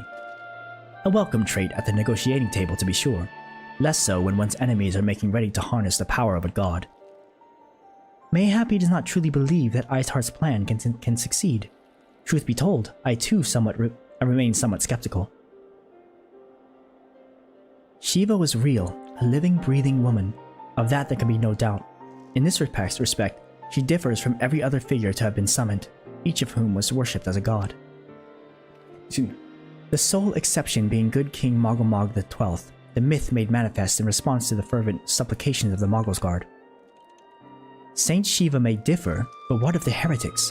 They are a tribe of outcasts at war with a mighty nation, who yearn for the resurrection of the one who embodies their beliefs. If that is not placing one's faith in a higher power, then what is? Crystals and conviction, Minfilia. They have them both in abundance.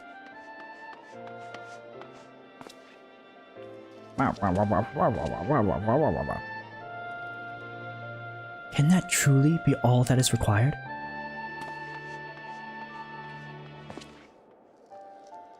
My survey team has concluded a preliminary analysis of the Aetheryte Iceheart used to escape.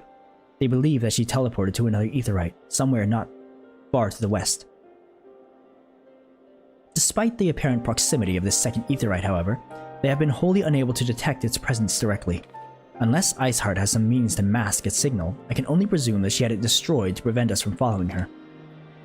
Without the means to teleport as she did, we have no choice but to search for an alternate route, most likely a tunnel, assuming one exists. Let us not give up on teleportation just yet. One of our colleagues in Charlian may be able to assist us. I pray that you are right.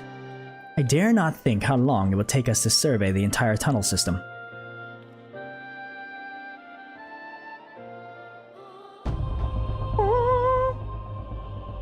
While Minfilia looks into our Aetheryte problem, I would like to request your assistance with another matter. The third unit is currently tracking the remnants of the heretic force which attacked us. However, the search goes poorly despite our numbers. Kurthus is vast, and Iceheart's followers know the terrain far better than we. Your knowledge of this region may serve to hasten the process. The sooner we capture Iceheart's followers, the sooner we can press them for their leader's whereabouts. Also, although it is admittedly a selfish request, I feel that my braves would benefit immensely from working alongside you.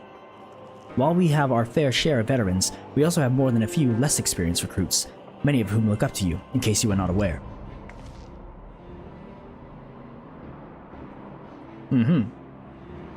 Good.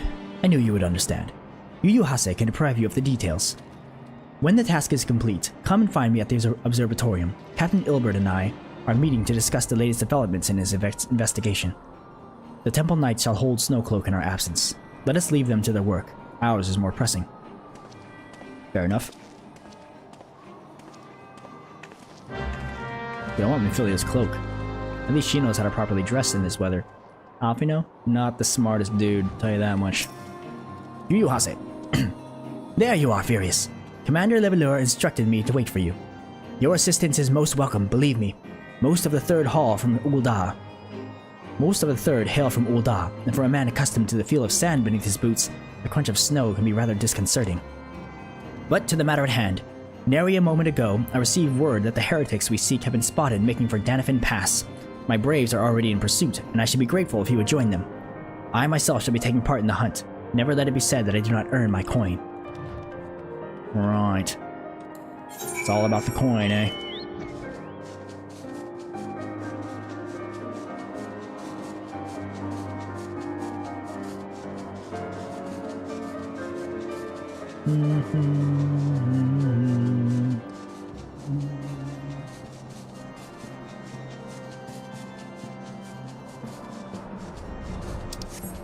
What do we have here? Danafin Pass? Third unit brave, oh no! Those balls, my ankle's on fire. Caught my boot on a rock or something and twisted as I fell. The others went on ahead through Danafin Pass. Hurry and you might catch up. If you aren't sure where to go, look for tracks. The snow is fresh, so they shouldn't be hard to find. Making me look for tracks, bro. Come on now. All the way over there. I wonder if there's actually tracks. Let's see. I do not see a whole lot of tracks in the ground, my guy. Is he lying to me? Did I fly over? Yep, I'm already going up. Flying over. Whoa!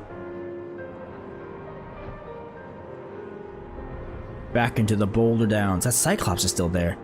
Someone really ought to kill him.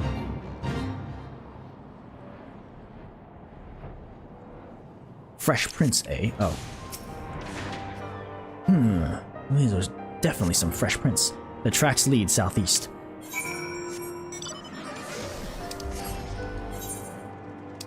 More prints. Oh, I'm just kidding. Third unit brave. Hello, friend. Scion, what are you doing here? The heretics? I'm not sure. There was a great scaled beast and... Yuhase? I think he went east on his own. The heretics split up, so we did too. Oh, great. Oh no! I got you, Yuhase. Fear not, I am here. Sodding blue coats. Uh-oh. Nope. Go on this guy, sure. Don't you try anything funny. Thunder, I can handle. Thunder, yes.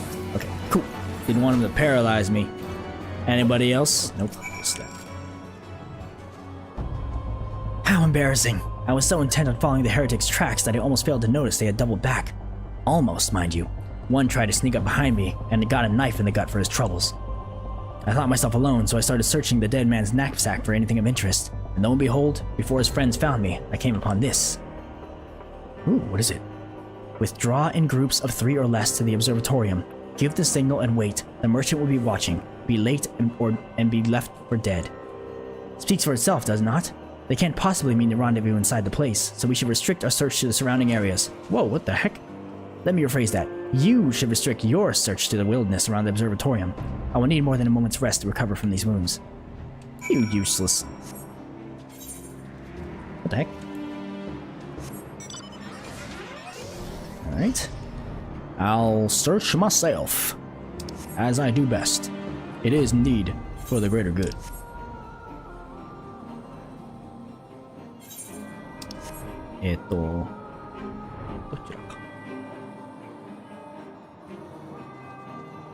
Ah, suspicious Kurthin. What are you doing out here?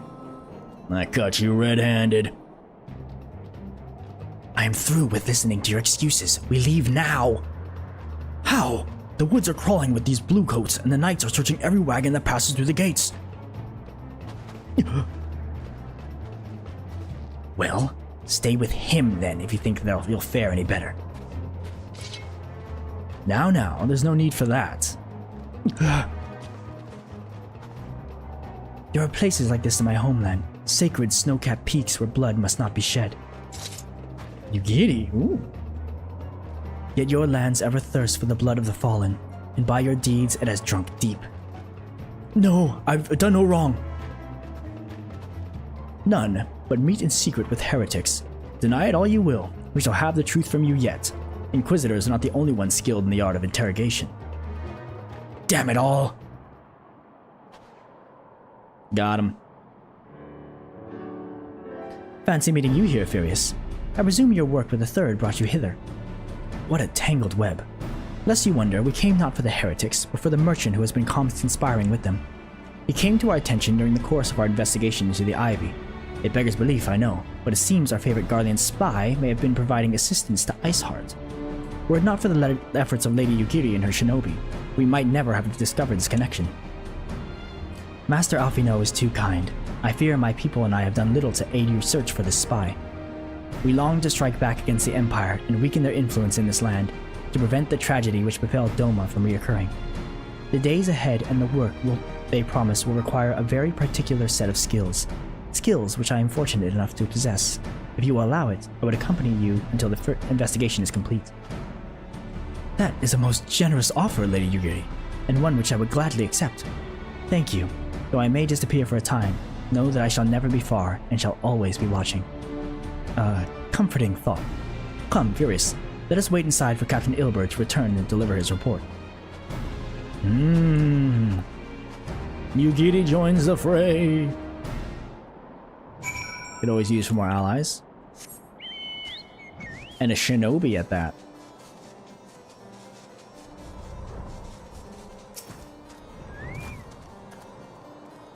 Captain Ilbert seemed confident that the merchant's resolve would swiftly crumble when pressed.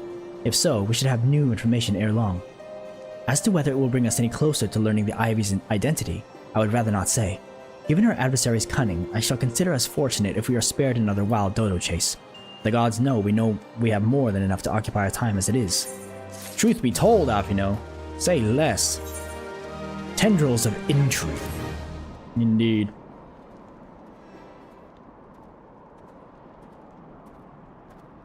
What say you, Ilbert?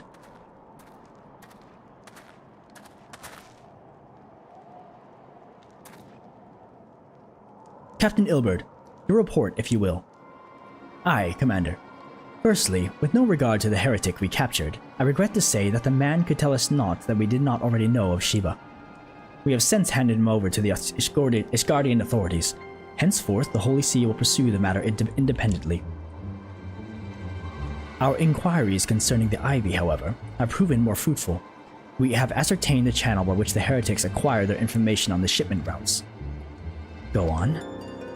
You will recall the flame we first identified as being in the Ivy's employ.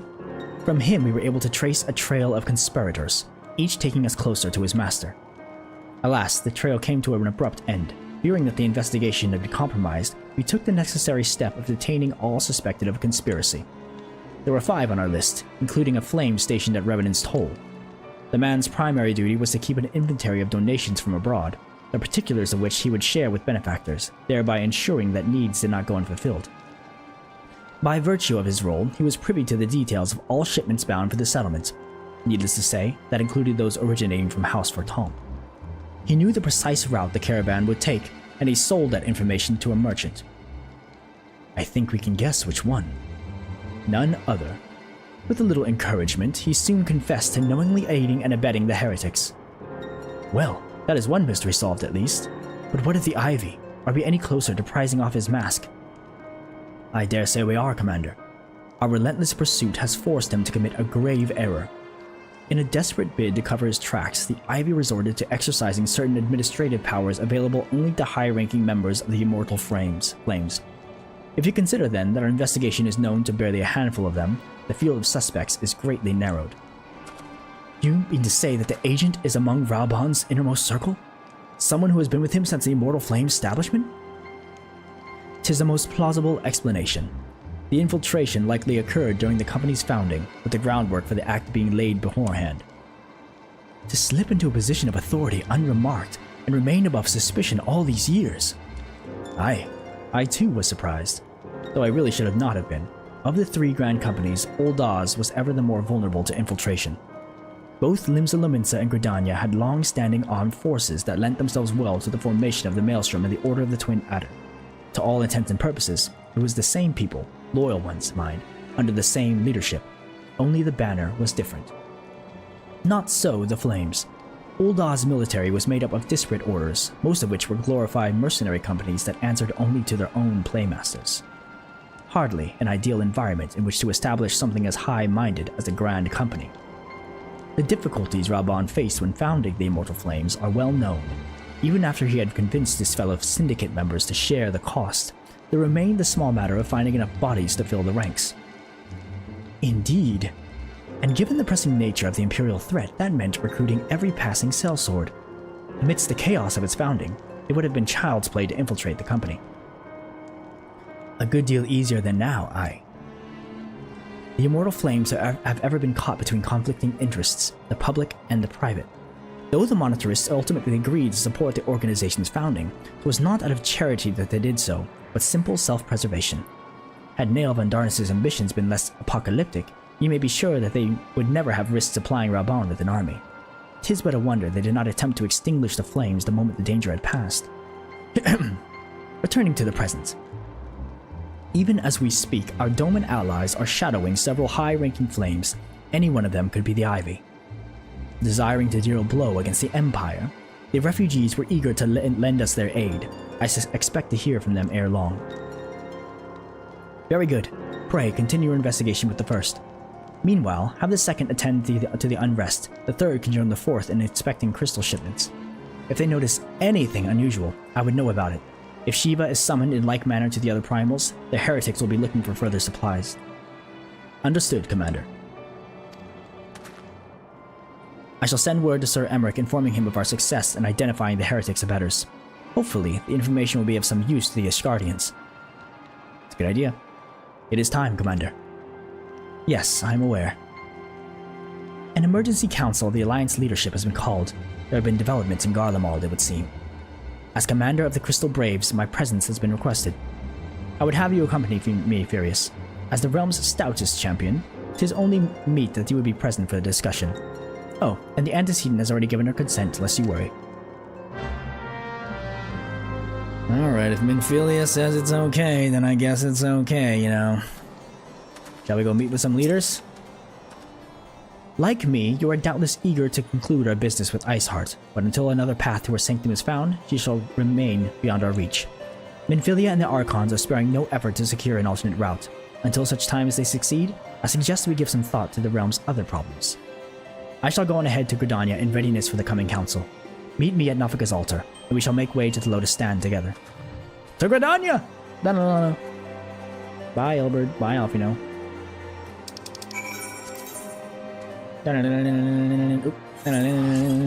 Let's do it. See what the leaders have to say about this hubbub. With the ivy spreading their tendrils everywhere. Most certainly cannot be good. We go to the Conjurers Guild, speak with Alfino, and enter into Nafika's altar. My thanks for coming, Furious. When you are ready, speak with the Conjurer yonder. She will show us to the Lotus Stand. Let's do it.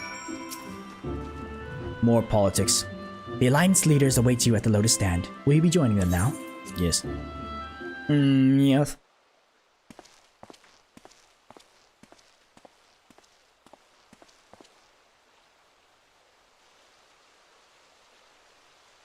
Change has come to the Garlean Empire, and we must discuss the implications.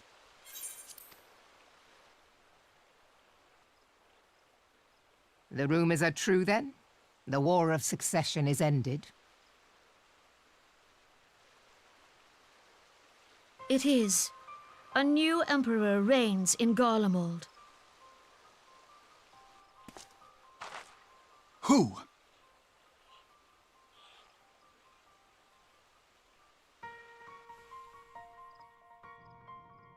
The birth and all too rapid expansion of the Garlean Empire is commonly attributed to the strategic brilliance of Solus Zosgalvis, yet he did not rule alone. Several members of the royal household also distinguished themselves during his reign. Nevertheless, it was the eldest son who stood to inherit the throne, until his most untimely passing. I thought us fortunate when I learned that the Emperor had died without naming a successor.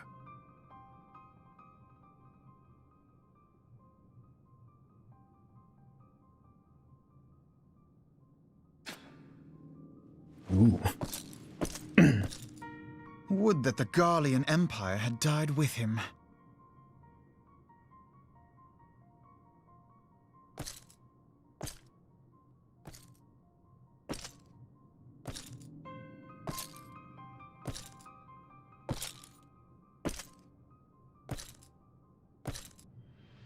Twas the grandson and his uncle who had the strongest claims, was it not?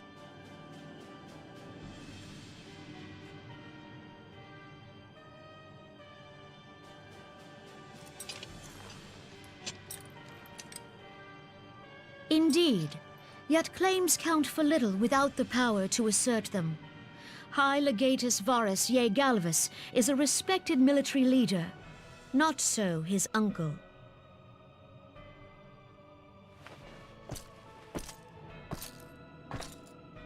So young Varus has torn the crown from his uncle's grasp and taken his place at the head of the Empire.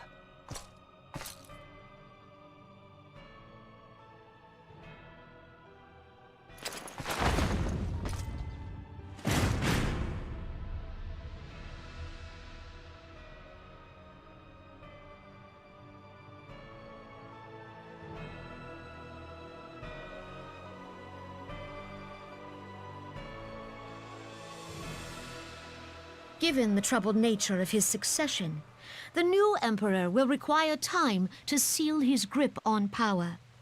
Yet have no doubt but that he shall, for there are none left with strength enough to oppose him.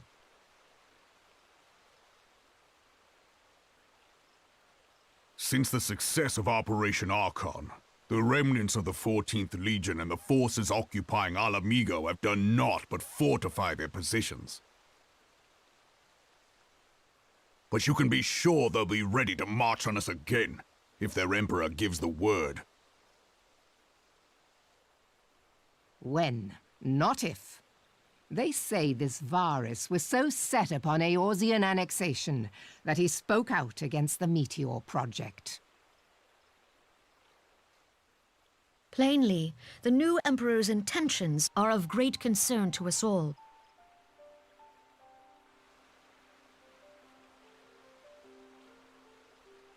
I propose that we set aside the Cartano dispute for the present, and discuss what measures the Alliance might take to prepare for a resumption of hostilities with Garlemald.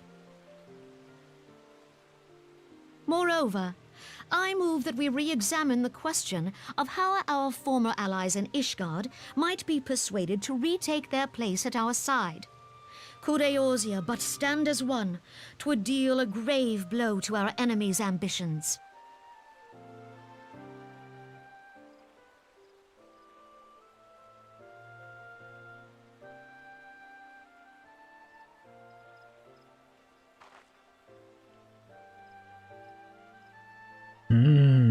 Making big money moves.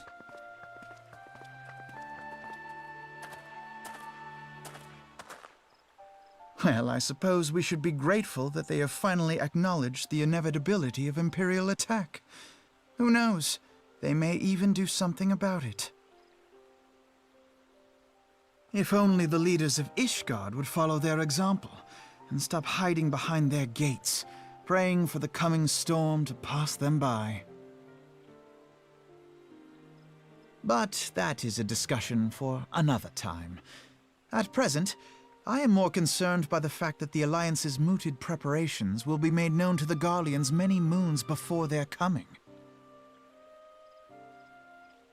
So long as the Ivy eludes our grasp, no secret is safe.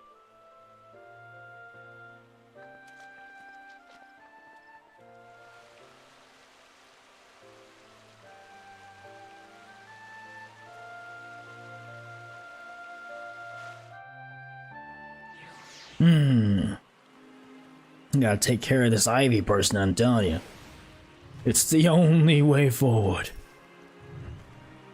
It will not have escaped your notice that the nations of Eorzea are no nearer to being one of one purpose despite their protestations to the contrary. Plainly, the threat of a resurgent Garlemald is not enough to stir them. And the reason for this? Deep-rooted mistrust among the citizenry. The nation's leaders can come to all the understandings they like, but their unity means little and less to the common folk. Take the Laminsons, for instance. Though Admiral Merlwyb outlawed piracy over a decade ago, foreigners still picture the nation as a haven for grog-swilling, wooden-legged cutthroats.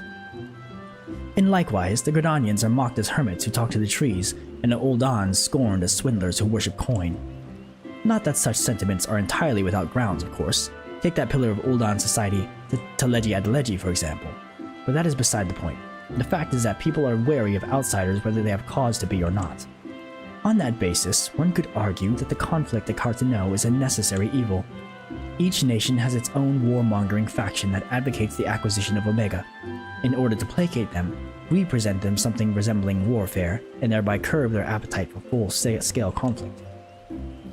But enough idle musing. Let us speak of a more pressing matter, the Ivy. Since we spoke of the Observatorium, Captain Ilberd has further shortened his list of suspects, and by happy coincidence, the one he deems the most likely candidate is lately come to Gridania. The hunt nears its end, Furious. All that remains is to corner our quarry. Seek out Ilberd near the Adder's Nest. He will give you the particulars. Should there be any developments in Kurthis, you may be assured that I will send word without delay. In the meantime, I wish you success in apprehending the Ivy. Oh, Ilberd's on to something! At last! In Gridania, though. An immortal flame in the Gridania?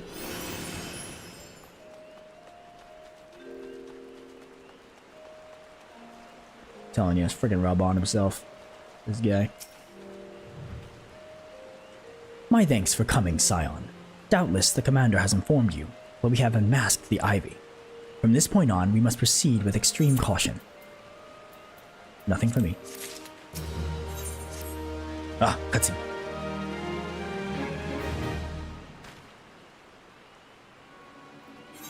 Listen well. The spy we have been seeking all this time is none other than Flame Marshal Eline Roaille, Raubon's second in command. Oh. Prior to joining the Immortal Flames, she was a mercenary of no small renown. They say her skill with the polearm had to be seen to be believed. Of Ishgardian birth, she is the highest-ranking foreigner in the Immortal Flames, barring the Flame General himself, of course. When he formed the Grand Company, Raubon chose people based on their worth. Whence they hailed was of no interest. The Monitress saw things differently, however. Having funded the enterprise, they reserve the right to reject candidates nominated for high-ranking positions. And 'twas no secret that they did not favor foreigners, Ishgardians especially, after the way the Holy See forsook the Alliance. Yet the Monitorists did not raise so much as a murmur of protest when Roaille was appointed to her post. Passing strange, is it not? Could it be that the Ivy has some hold over the Monitorists?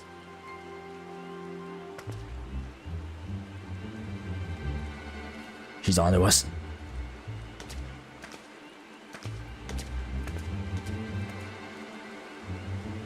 But these revelations are secondary to our current mission. Of foremost interest to us is Roaille's presence here now.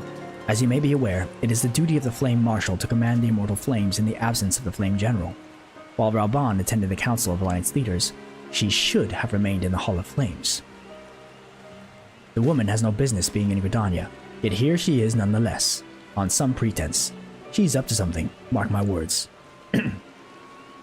Even as we speak, I have a dozen men trawling the Flames' records for evidence of Iran's guilt. But if we can catch her red-handed, we shall have all the proof we need. Which brings me to the plan. I have people watching the city gates, the airship landing, and the docks, every point of egress. She cannot leave without our knowledge. All that remains is to shadow her until she betrays her true purpose. Can I rely upon your eyes, Scion? I'm pro subterfuge. You have my thanks. Let us go then, and take care not to alert our quarry.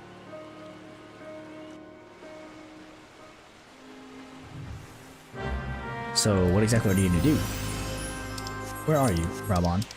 Or Ilberd? Oh, you're right here. Oh, just throwing up there. Okay. Cool. Roaille is headed in the direction of the Blue Badger Gate. With me, Scion.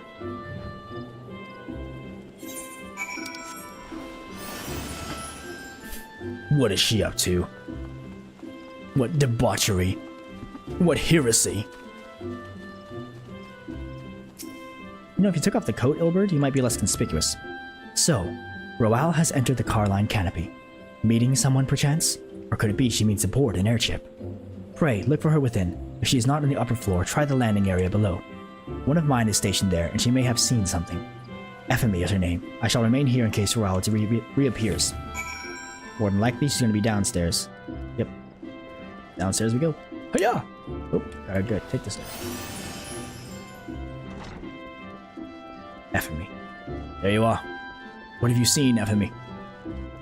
What craziness.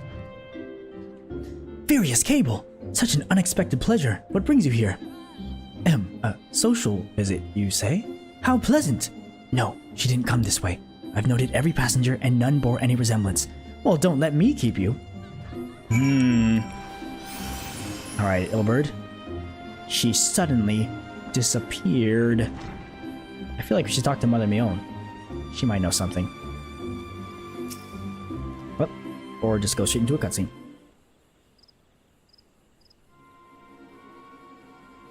Nowhere to be seen, you say? And you are sure she did not board an airship? Huh. She did not come back out either. Where in the seven hells could she have gone? The Roost! How could I forget? Greetings, good sir. Might I interest you in some moon toy tonic? A cup a day imbues a man with great vigor, if you take my meaning. Perhaps another time, friend. Wait, that necklace. You are a shinobi of Doma. The woman you seek has left Gridania by way of West Shore Pier. She was attired as a merchant, but these eyes are not so easily deceived. You may wish to take your search to the East Shroud. Rest assured that we shall continue to support you from the shadows. Ooh, spoopy. Thank the 12 for the domins. Were it not for the unique talents, Roaille would have disappeared without a trace. Nice. Oh, hey. Let's hope this thing looks good.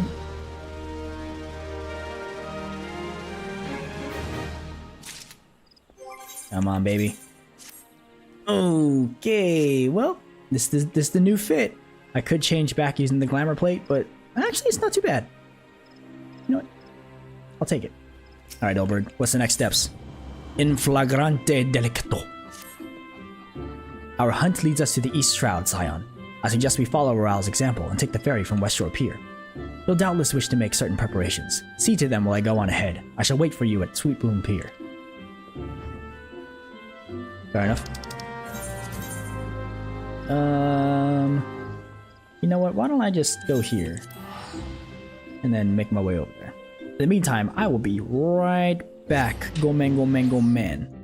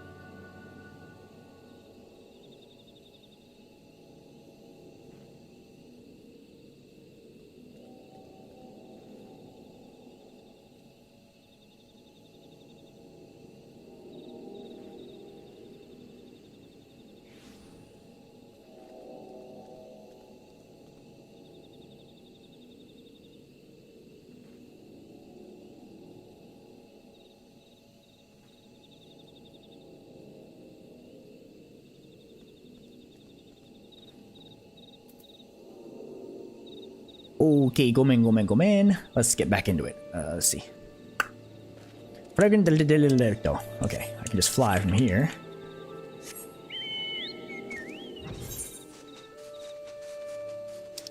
Could have taken the ferry or whatever Ilbert suggested, but flying just as fast, honestly.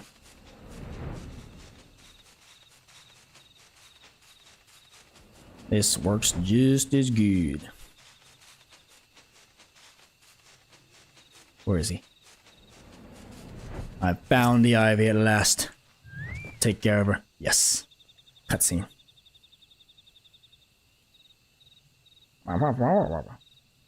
This way, my friends.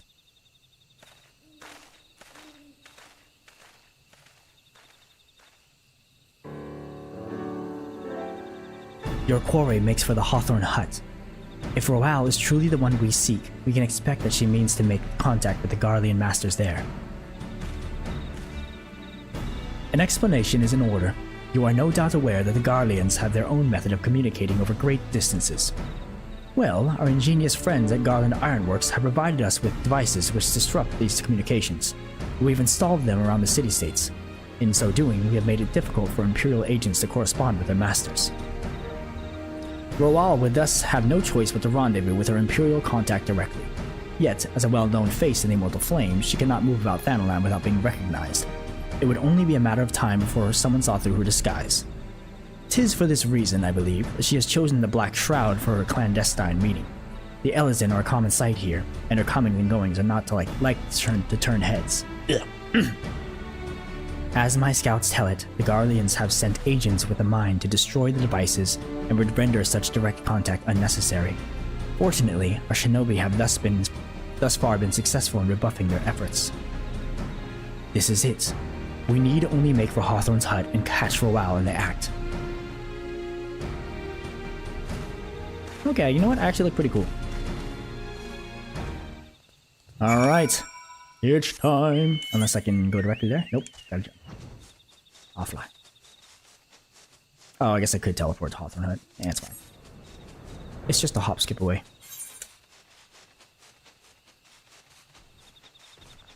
Catch you red-handed.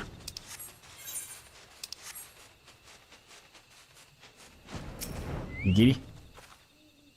My people report that our quarry has departed for the Bramble Patch.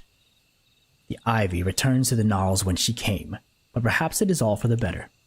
To convict someone of her standing, we will require damning evidence against her. What could be better than to catch her in the act when she meets with her Garlean masters? My countrymen and I shall lie in wait in the shadows. Tread warily, my friends.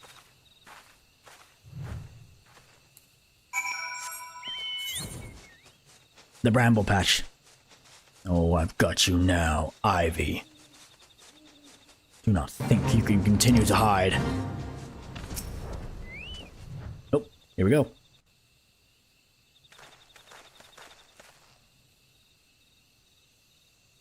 Just beyond, Roaille is in conversation with an individual clad in the manner of an adventurer.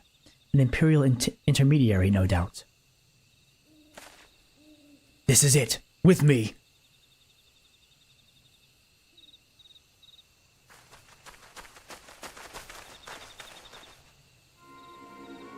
Uh-oh, it's a trap. Oh, it's a Guardian shield for sure.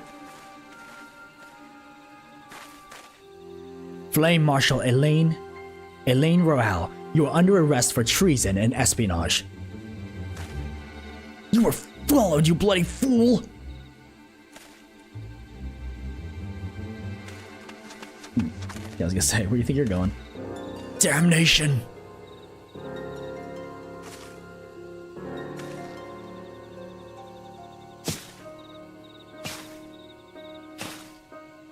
Whoa, Shinobi are pretty cool.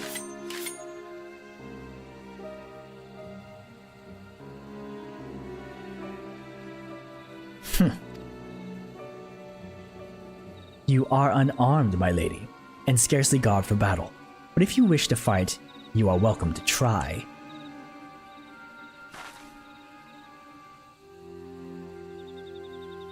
What is the meaning of this, Captain? Would you arrest me for strolling in the Twelveswood?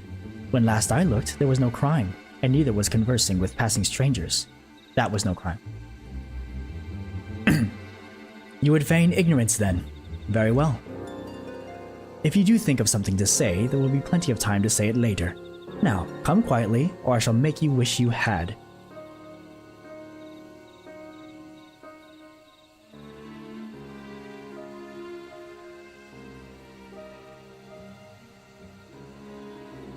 I will offer you no struggle. After all, I have naught to hide.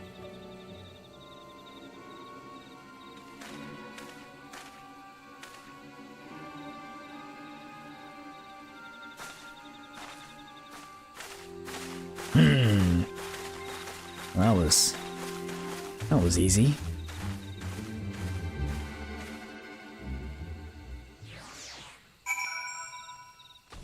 What about the other guy? We're gonna get him to talk, huh? What say you, Yugiri? Even a warrior of Roaille's renown could not have hoped to escape by force. Despite her claims, her surrender does not bespeak innocence, but an awareness of her position is untenable.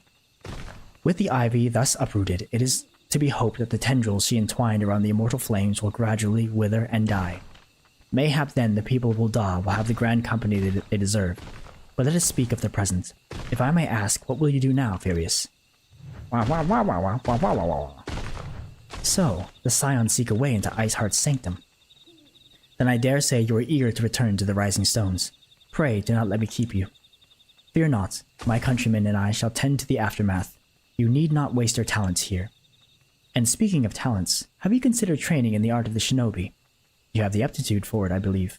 So please, give it some thought. Till next time, my friend. Bye, Yugiri. Too easy, dude. Didn't even get to fight her. Lame.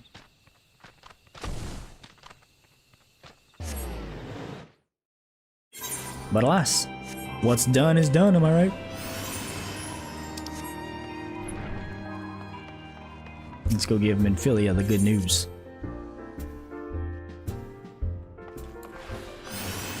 Let's see, who's all talking to who? Bankrin talking to Filament and Higiri, Tataru, Pablina, and Yashola. Oh, look at him go. Ida and Hori Boulder in a contest of squats? Nice. Hey, anyone over here? No. Keep at it, Ida. Good job, Hori Boulder. Alright, Minfilia. I bring tidings. Welcome back, Furious. I understand that Alphino had a task for you. May I ask what it was? Charges of treason and espionage against Reason Roaille. I can scarce believe it. Could there not have been some manner of misunderstanding? No, it avails us not to dwell on it. Whatever the truth may be, we must trust to the authorities to uncover it. Let us speak of another matter. I am pleased to report that we have made progress in our efforts to find a way into Iceheart's sanctum. Let's go, dude. A simple plan, yeah? I do like simple plans. As you may recall, Iceheart used the Aetherite in the depths of Snowcloak to teleport a short distance to the west, most likely to a sanctuary of some description. It is there that we suspect that she means to summon Shiva using the crystals she stole from the House Fortemps caravan. The heretics believe that they are bringing about the second coming of their patron saint. But if, as we suspect, they mean to hold a summoning ritual of the kind employed by the beast tribes, it seems likely that the result will be something more akin to a primal. Suffice it to say, they must be stopped, and stop them we shall. But first, we must surmount the obstacle that Iceheart has placed in our path. Ordinarily, it would be a simple matter to tap into the established Ethernet and thereby follow our quarry. However, despite our best efforts, we have been unable to ascertain the position of the Aetherite to which she teleported. Our prevailing theory is that she destroyed the second Aetherite upon arrival. A reckless, desperate measure, but also an effective one. After discussing the matter at length with Urian J, we have concluded that we lack the expertise to develop a solution. Which is why we have called upon the aid of one who does possess such expertise, a colleague of ours who is currently en route to Revenant's Toll from Charlian. She should be arriving within the hour, in fact. Since you are here, mayhap we could welcome her together. I am certain she would appreciate the gesture. Let us make our way to the northern gates and await her coming. A new friend! Man, I'm making connections the world over. Gotta say, it feels pretty good. Wait for the carriage outside Revenant's Toll, okay? So, it should be somewhere out here.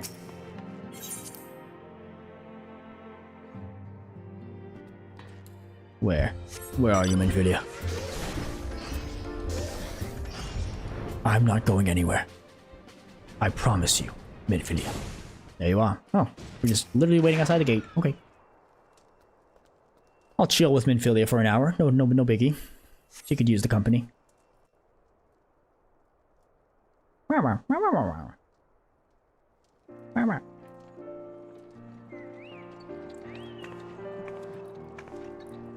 a chocobo carriage.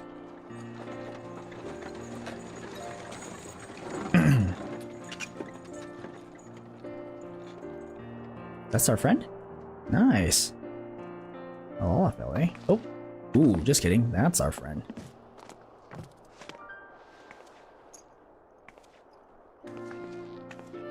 Whoa.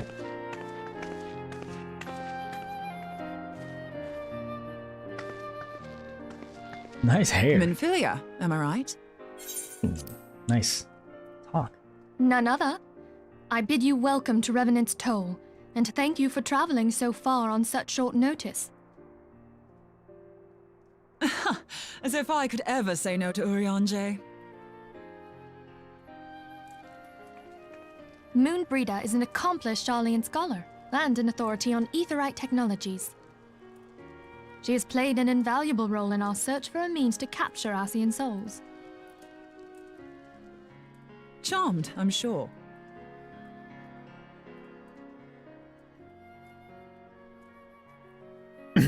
Charmed, I'm sure. Let us return to the Rising Stones at once then. We have much to discuss. That was it? A very, very brief meeting with Moonbreeder.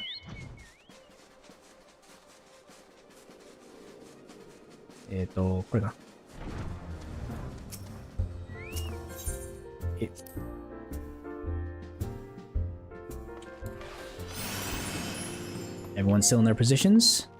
Yep. They're still going at it. Oh, man, I wonder how many squats they've done now.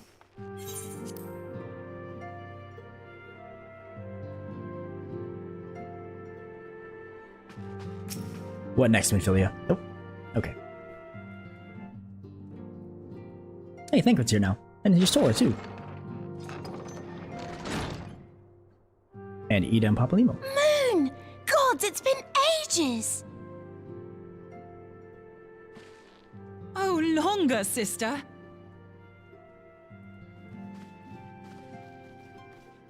A joyous reunion indeed.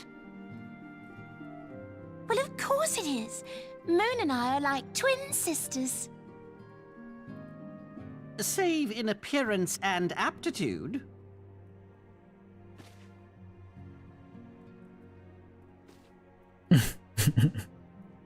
They can at least add the laughing sounds, you know? Everyone, if I could have your attention. We have with us an esteemed guest who has come from Sharlayan to assist us. I bid Moonbreeder join us here that she might share with us her extensive knowledge of Aetherites. Also, as many of you are already aware, she has been overseeing our research into white auracite, a sample of which she has been good enough to bring with her.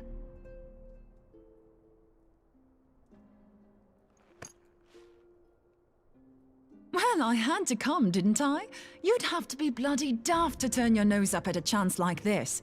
Where better to conduct my final tests than a land so steeped in ether you can taste it? 'Tis plain the passage of the years hath done little to dampen thy youthful spirits. And nothing at all to reform thy youthful manner.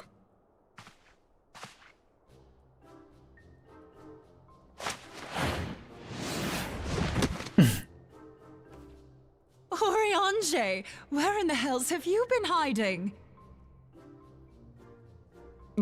Unhand me.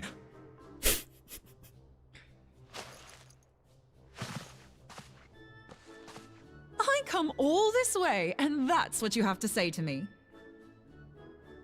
I much preferred when you were pleading with me to drop everything and hurry to your side.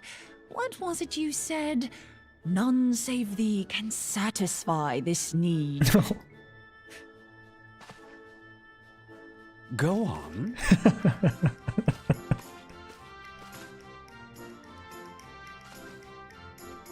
Thine artless attempts to misrepresent mine all too innocent motives do thee little credit.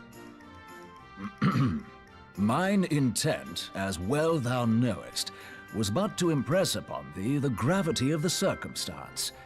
Lest thou doubt, a deiform entity shall shortly be summoned, save if thou and no other grantest my compeers thine aid. You still haven't found it, then? Your missing Aetherite? We have not. No. We know that Iceheart teleported to an Aetherite not far from the first. Yet even after careful analysis, we could not locate the second beacon. We now suspect that the heretics destroyed the second Aetherite to impede our pursuit. Our allies continue to scour Snowcloak for Iceheart's sanctuary, but we have no guarantee that they will find it. Yet it must be found, for even now Iceheart prepares to call upon Saint Shiva. I'm sorry, but if the Aetherite's been destroyed, then that's that. Although, you're absolutely sure she used the first Aetherite, are you? She didn't just use teleportation magics? One of our own bore witness to her escape. I can say with absolute certainty that Iceheart used the Aetherite.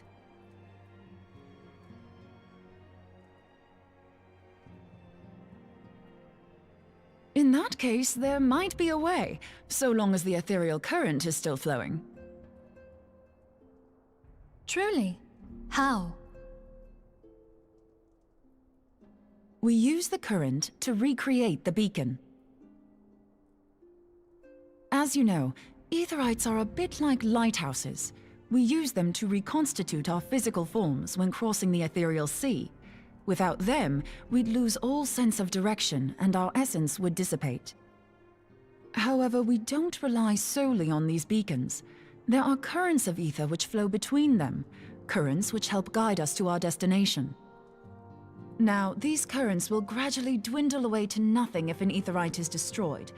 But if even a sluggish flow remains, we could theoretically use it to direct a surge of concentrated ether towards the void left by the beacon, and thereby fill it up again. Like opening the floodgates to fill a dry riverbed. Though, correct me if I'm wrong, But would we not need a veritable reservoir of ether? In concert, we might manage to channel a sufficient volume, yet that is not my chief concern. To direct the flow of so great a volume of ether with the requisite precision would be a nigh impossible task in itself. I barely succeeded in facilitating travel to an unattuned beacon. That which you describe sounds considerably more difficult.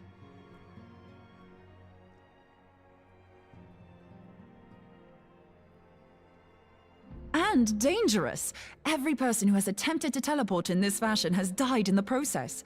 They, however, did not have wide aura sight at their disposal. I can use it to channel all the ether you can give me into the aetherite. However, white aura sight cannot retain ether for an extended period of time, so we would need to infuse it immediately beforehand. Just so you know, I'd confidently give this plan better than even odds of success. And if the worst comes to worst, your people won't suffer. Though it risk the lives of our best and brightest, we have not the time to seek other options. If the ethereal current still flows, we shall carry out Moonbreeder's plan. That's the spirit. Let's roll the dice.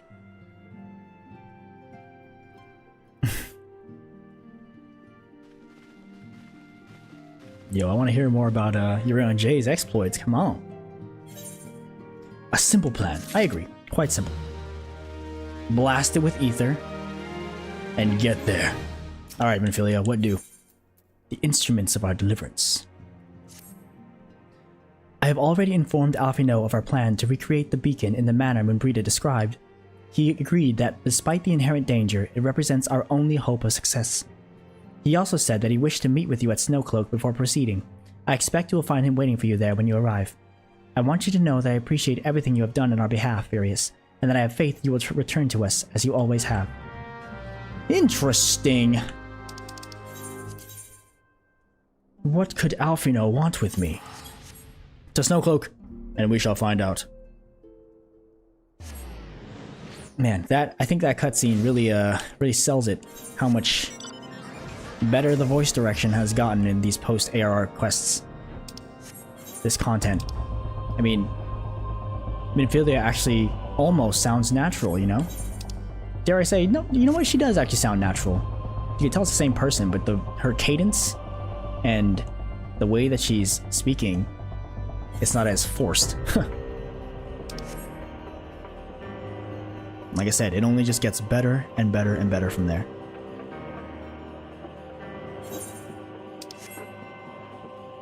I don't know if I'm going to... Do I go fight Shiva this patch? Excuse me, I'm entirely unsure. It would be cool, but... I thought it was just doing a trial and a dungeon in one patch. They really laid out the content for me.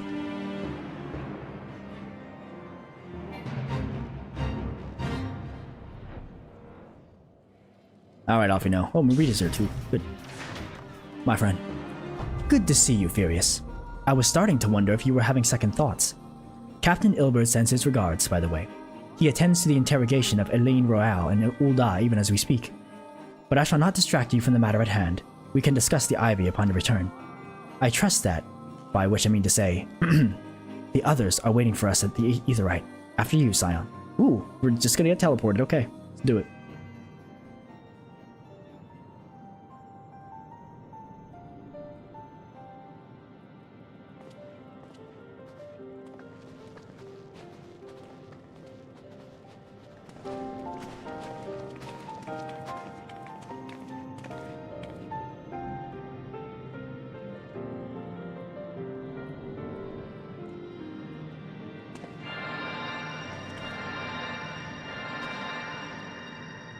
I think it's interesting how people just have the skill to manipulate their ether like this. It's never really addressed, but it's like a common thing apparently. Just reach out your hand and shove ether somewhere. There, it's ready.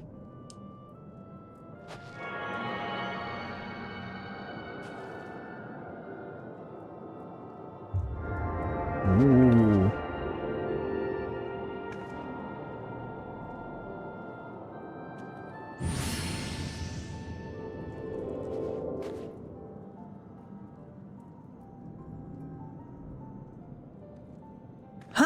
It worked! I think. Try attuning to the Aetheryte now. Feel for the current and try to locate the beacon.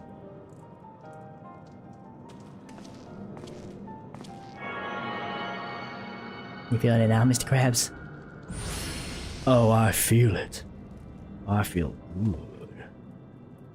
We have done all we can, Furious. For now, let us withdraw. When your final preparations are complete, you must seek out the beacon we have created. If, by the grace of the 12, you arrive safely, you must stop Iceheart before she summons Shiva.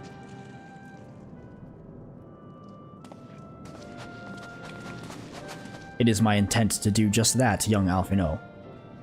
And fear not, it will be easy.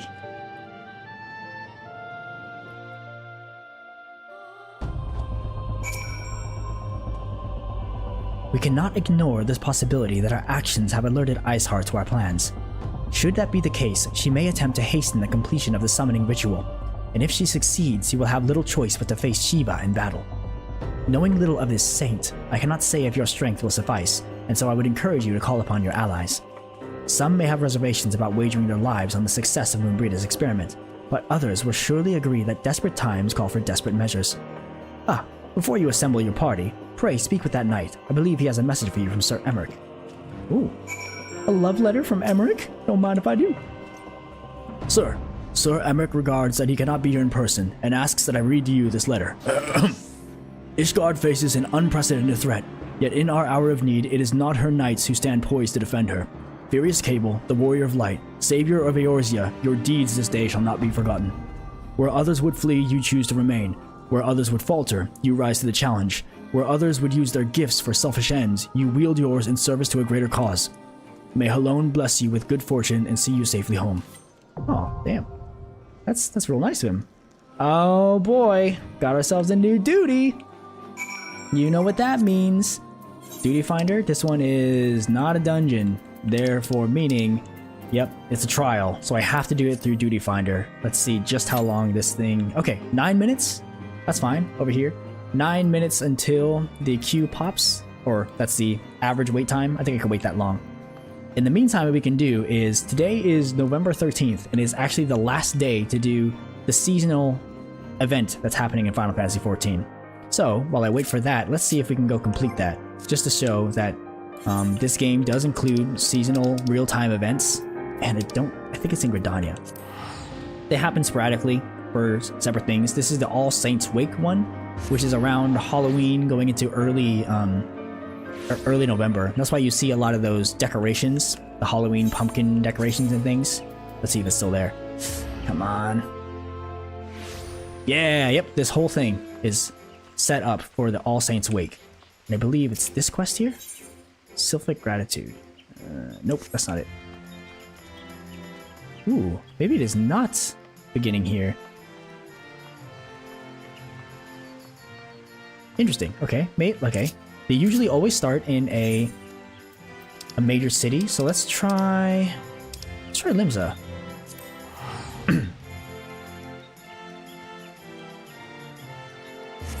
Yeah, that is peculiar. I would assume it started there. Limsa at the Aft Castle. Let's try that. Ethernet, Aft Castle. Dang, it's freaking bright. Holy. And maybe up here. Yep, got all the decorations. All Saints Wake Crier. No quest, huh? Nani? That leaves one place.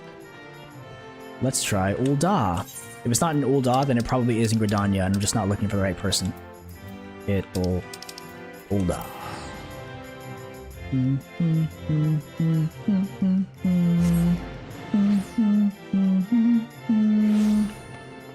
And we go to the Adventurers Guild. I guess I didn't need to, I could have just came out from there.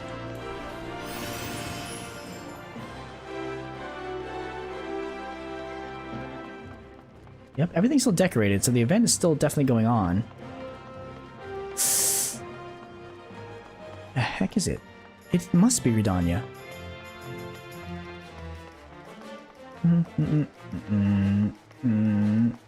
This person? Help me. Ooh. Wait, I get a dance from this? Well, I'm gonna do this quest anyways, because one of them is an emote, a dance. I'm gonna do this. Psst, you there? Yes, darling, you. They say you're the fellow to follow. Name's Pamalman, and I earn my keep as a dancing girl in these markets. Aye, it's a living, and a good one. But it's not exactly what I set out to be when I bid farewell to the mudflats. I know. Isn't that the way the tale curls? Still, I should like to be one of the dancers.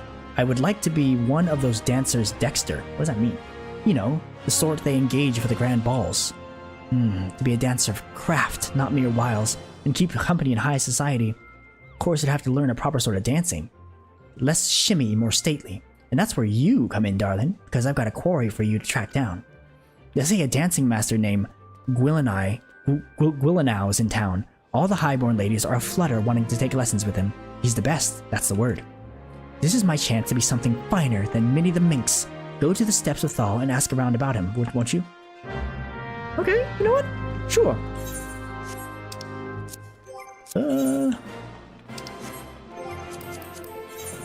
What the heck is this? Help me, Lord of the Dance. This is super interesting. I've never done this quest before. Oh, guess he is in here. Okay. Just ask for someone about dancing. Master Gwillinau? Oh, it's lovely what he teaches, but straight is the gate. My good sir, he is very choosy about whom he teaches. You must dance for him and show some innate quality. Why, he wouldn't even accept Master Gegevruju's diamond-crusted crumpet, and she was quite the danseuse already. A man of fine taste, apparently. Dang it. Let's go to journal. I want to... Oh, the heck? Yes. Okay, this way.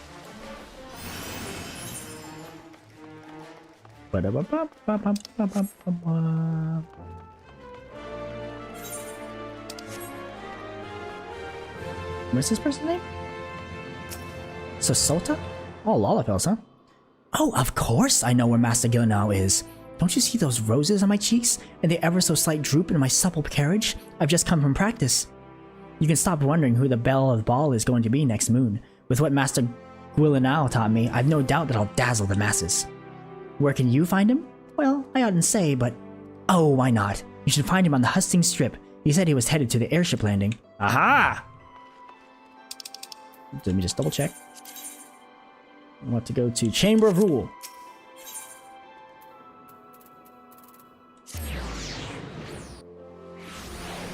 Yeah, doing side quests is always an excellent way to pass the time as you're waiting for queues. There's a whole bunch of different content you could delve into as you're waiting for a queue to pop. Luscious lady, see how luscious she is. Quite luscious. Are you another one of Master Gwillinau's camp followers? So cute. You know he's from Corthus, don't you? Travels the world teaching the art of the dance. They say he was the youngest dancing master ever to leap the lance, that he had a large estate, a fine stable, and a coat of crown sable. Why anyone would leave that is all that is beyond me. When I think about that, it gives me shivers, you know. Why, if he weren't leaving Ul'dah today, I'd consider permitting him the pleasure of my person. Why don't look so shocked? Mayhap when he returns.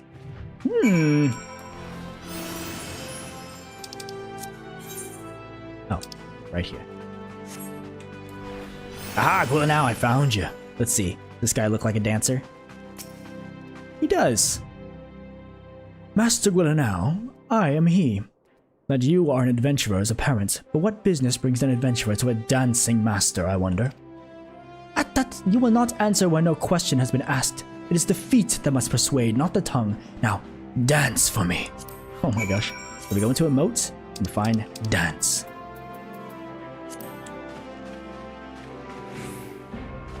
I've done it. I'm dancing. Quite well, I might add. Maybe dancing for too long, oh god. Okay, we're good. There it is, dude, yeah. Yeah, you like that moves, Gwillinau? Yeah, or Gwillinau? The vessel is rude, but the wine within may yet be fine. Unfortunately, there is much call on my time, and I am bound for another land. I will make a dancer of you when I next return to the city. There you are! Heard anything good? Hope you're not wasting time with that looker there. Oh boy.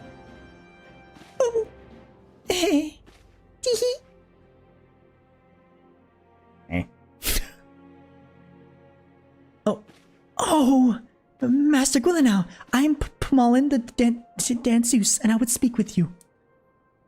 It is my greatest desire to become a dancer dexter and perform at a grand ball. Please, my lord, won't you teach me? So, it is not the adventurer who wishes to tread the parquet, but this stammering maiden. Child, I sift people to find dancers. Do you understand? Then let us see whether you can master these steps. Oh god. Oh no. Yeah.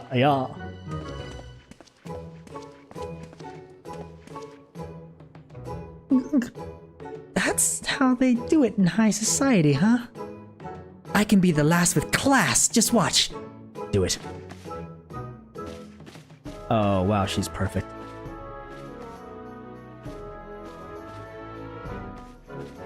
Impressive. But what of me? Her tail even goes whoop.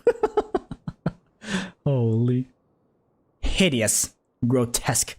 Your dancing stands alongside the calamity in its horror. Well, those words might cow your highborn ladies, Master Gwillinau, but where I come from, we take our lumps and keep on twirling. Now what exactly didn't you like? Child, you rely overmuch on appearances. You go from pose to pose, pleasing to pleasing. That is not dance, but crude fascination. Adventurer, look sharp and take your turn on the floor. Here we go. Watch this. Oh. Oh, yeah. I can't take my eyes off you. I mean, you're not exactly good, but you'd be picking rotten orange pits out of your eyebrows if you did that at market, but... It's a story, isn't it? A dance is a story. And I have nothing to say. Because I haven't lived, just made a living. Oh my goodness.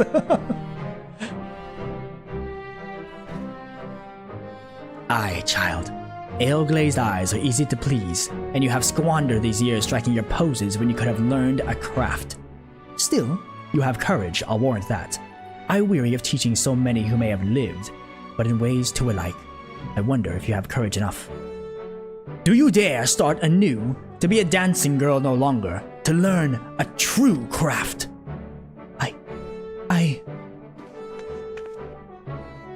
I dare! I will learn the craft of adventuring. Do you adventure for fun or gain? Do you have to be very good with weapons? Those moves you make with your arms, is that some fighty thing? I want what you've got, darling. The way to the grand balls through quests and dungeons. I'll learn to slog, I'll learn to slug, I'll learn to dance. Thank you, my lord, thank you. I'm off to the Adventurers Guild. You've taught me so much, and I'll never forget that dance you showed me.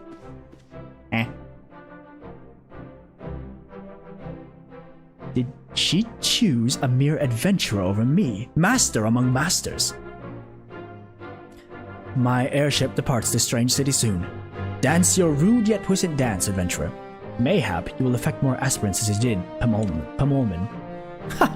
And mayhap I shall hang up my dancing shoes and start anew. What a quest. You have learned the Emote ball dance. Wow, okay, you know what? That was something else. Let's see. Let's go into my... Oh, I think I have it somewhere. Yep. Emotes. Ball dance. It's probably a special one. Oh man, here we go. Oh, yeah.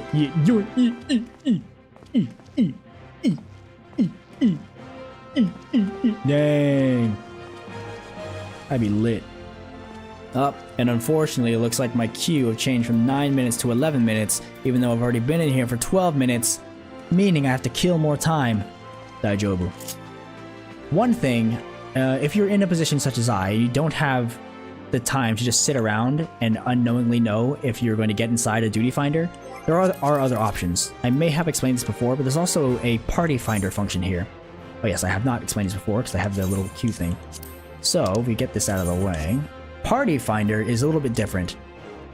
Rather than there be a matchmaking process that the game does for you for specific duties, you can also specify a duty you need with the party finder, and then people can join your party. For example, this may not be the best server to do such. Yeah, all the parties currently in here are people who have it locked, so no one's searching for anything. But, let's see. Yeah, maybe just now's not a good time. Yeah, so some people are looking for... This person is going for an ultimate, Savage Marble, blah blah. Someone's looking for a static. A static is basically like a raid group in this game, where you have a group of at least 8 people, and you would go and tackle the hardest content, which would be ultimates and savage fights. And these other people are looking for duties that they are locked, so they don't really have the information for it. Anyways, you can do it yourself by going to recruit members, and then specifying exactly what you need. The duty for, in my case, would be a trial, and then I need to do, what was it? It was... or maybe it's not a trial. What is it? Oh yeah, the Ankh Afah Amphitheatre hard. Yep, that's the one. And then I want to, my objective would be duty completion. I can write in the comments that I'm trying to finish this for the MSQ, and just say I need a full party, all these things, remove any of these role restrictions, and that way anybody can join. And you can also specify what language that you want the people in your party to be. If you don't care, you can have all these highlighted. I would just do English, perhaps, maybe some Japanese. But yeah, and then some other things. Limit recruiting to world server, form a private party, blah blah. You can add all these stuff. A lot of these things probably wouldn't necessarily be all that worth it. You could just start out with a party finder just like this. In my case, because there are other things I could do and teach, I'm going to go ahead and keep in the duty finder and try to unlock this, as I was saying, what was it? The seasonal quest. It must be Gridania. I think it is Gridania. Maybe that person I talked to is actually the quest giver, and I just overlooked that it is the quest itself.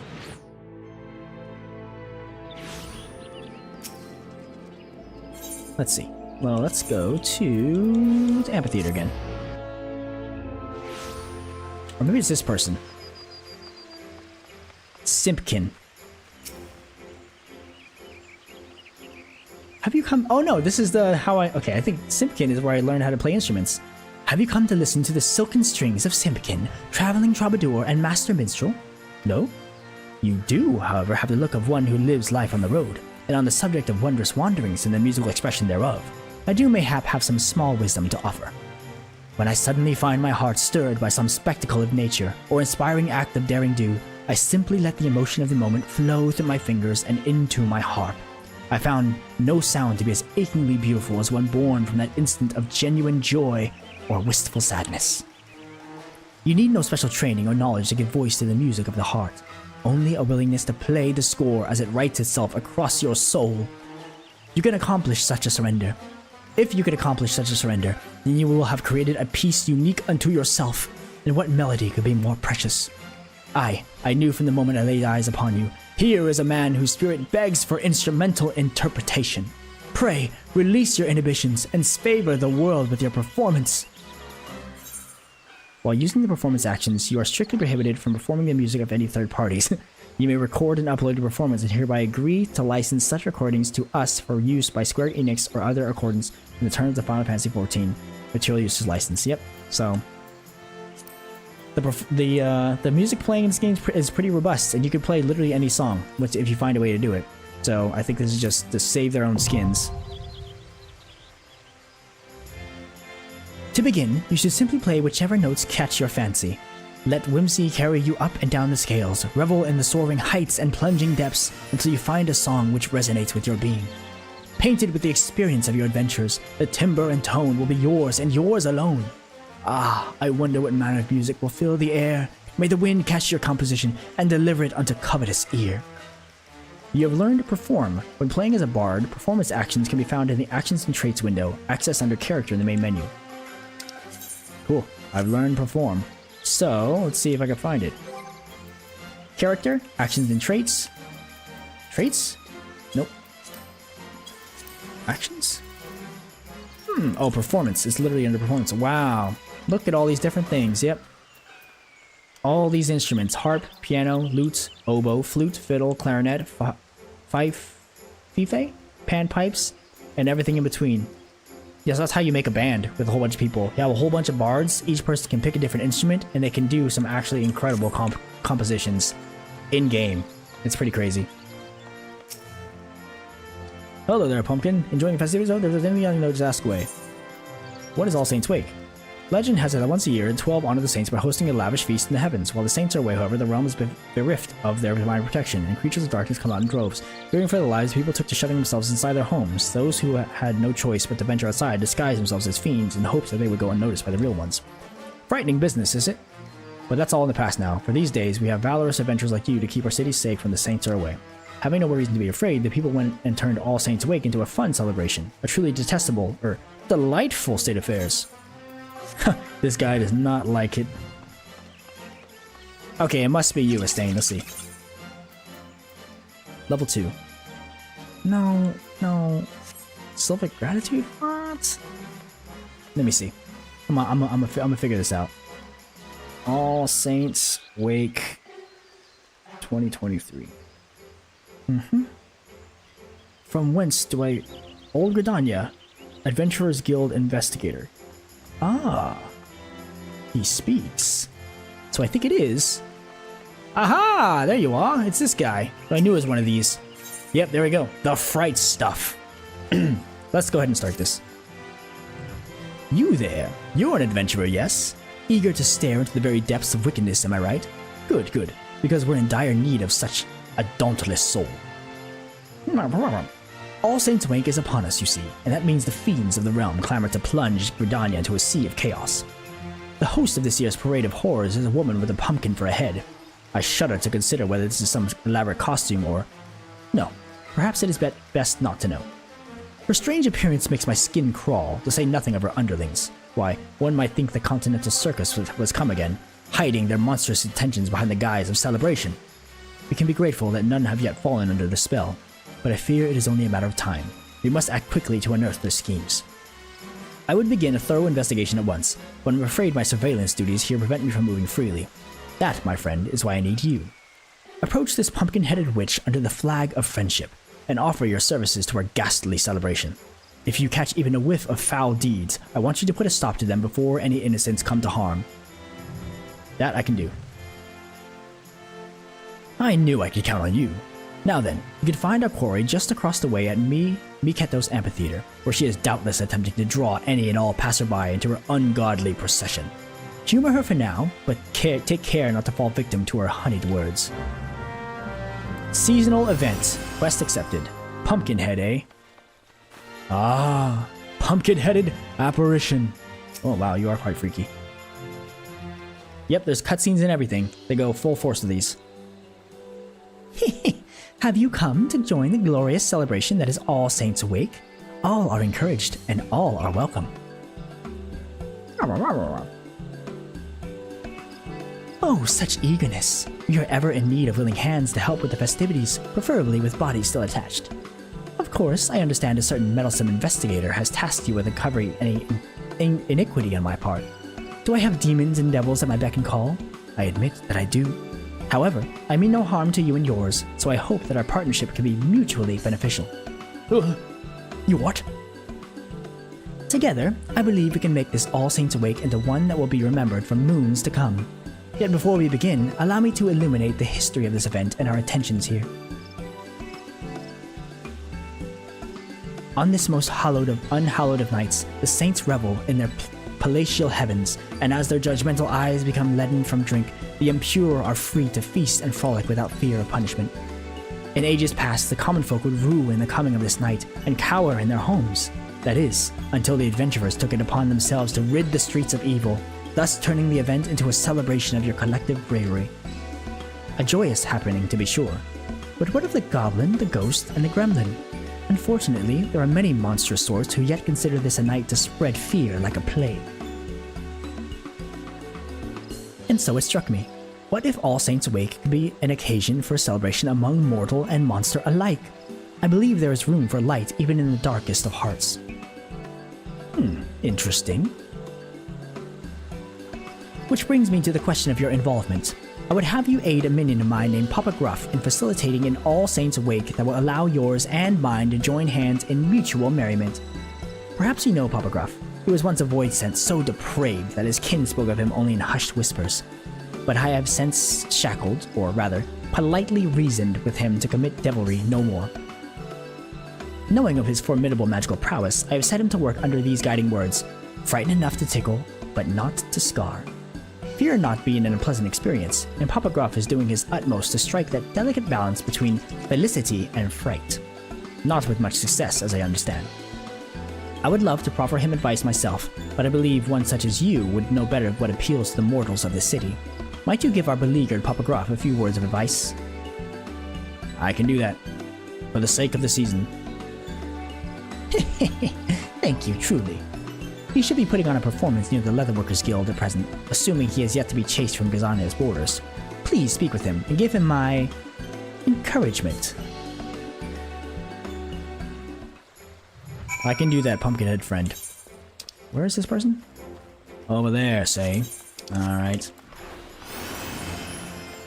So on top of a little story, and of course the decorations and the ambiance that fills now the city-states for these seasonal things, you also get some rewards when you complete the quests. So I think for this one, you get a minion, which is what I'm after, and then probably some other smaller things, but we'll find out.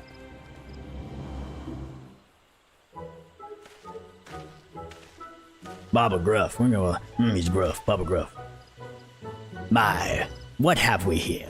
Another curious soul drawn to my wondrous show. You're in luck, for there happens to be a front row seat with your name on it. Without further ado, I shall summon a foul, fell beast before your very eyes. I only hope you've brought a change of small clothes. A monster. It'll take more than a magician's cantrip to scare me. That's a pumpkin. Look here, my dear thrill-seekers. There lies an ordinary pumpkin. Or is it?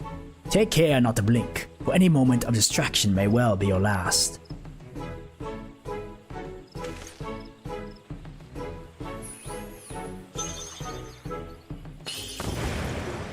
What the? That's a puppy. Grrr.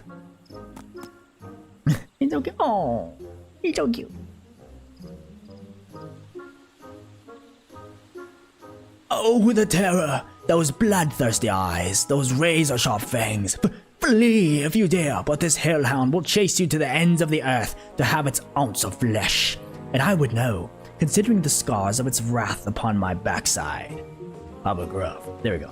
Imagine each and every pumpkin adorning this fair city transformed into such a thing. Why, dread would prey upon Gridania to the last ilm, if I made it so. A veritable banquet of chaos. He's confused. I'll help him.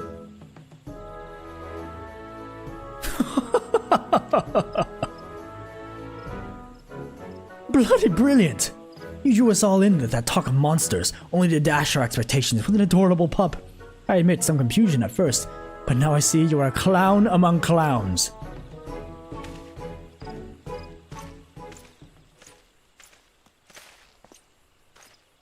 Eh? Not a single blood-curdling scream, but a smile is not a complete failure, I suppose.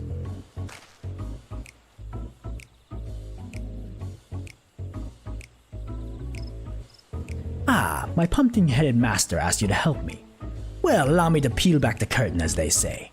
If my master sent you, I suppose there's no harm in revealing my true identity. I am no clown, you see, but a void scent. Ew.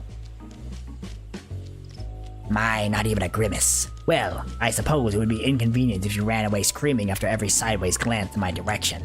Now, for the matter of this furry abomination. Frightened enough but to tickle, but not scar, is the agreement that binds me to my master. I don't need to be told twice that summoning any of my kind would be in gross violation of that covenant. So, remembering the deceptively winsome countenance of this vicious hellhound, I thought it would strike the perfect balance between horrifying and heartwarming. That is, until a child at an earlier show burst into tears at the pup's appearance. Oh no.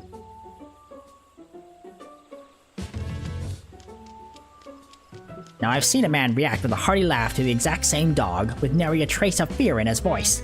The difference is vexing. Tell me, is a puppy something to be feared or cuddled? Feared by children and cuddled by adults, but sometimes the opposite. Depends. What frightens one may make another smile. This one.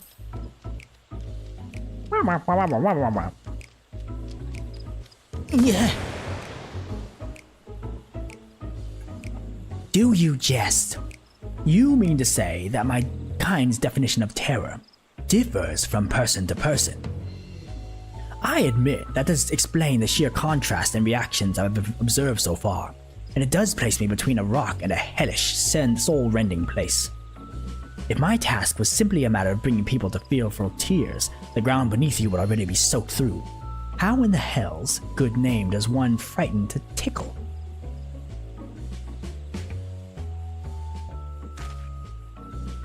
Ah, but you with your delicate sensibilities to teach me to dread and delight into a charmingly chilling concoction. Let us begin at once. Okay. You know what? You can count on me. Oh, lots of people here, Pupcroft. Let us ride to it, eh? First, we need to find people to scare, but not scar. Your kind seems to gravitate towards the pumpkins we place throughout the city, which creates the perfect opportunity for mild mischief. One of our displays should be over this hill and another is near the Lancers Guild. Your job is to tell me what to transform the pumpkins into once we find suitable test subjects. Let's see how well you tickle. Popograph is now accompanying you. Keep him at your side in order to proceed with quest objectives. You can leave Popograph behind by entering a different area or by speaking with him and selecting the option to part ways. If you wish to have Popograph accompany you again, return and speak with him at his original location. Come on, Popograph. We're on a mission. I'm in here for 30 minutes now, and we've only picked up one other DPS. An All Saints Wake performance. Very well. Yes! Alright, so the cool thing about having the queue pop, it can come up at any time, even if I'm in the middle of another quest, and by God, I'm definitely gonna go in there. Don't want to wait much longer. Luckily now I know I'm at the top, so even if this fails to go in, say the last tank who I'm still waiting on decides to decline, all we need to do is everyone will still be in the queue at the same time, and we just need one more tank to come in. That won't, hopefully, fingers crossed anyways, it wouldn't have to wait another 30 minutes to finish up. And come on, tank. Come on, buddy. Come on, buddy! Come on! Come on! Why me? Okay, well, we're gonna wait. Oh, there it is, see? It's fine. Just had to wait for another one. The next tank in the queue. Now everyone should be primed, and we should get in there. Come on, healers. Come on. Slinky. Yes.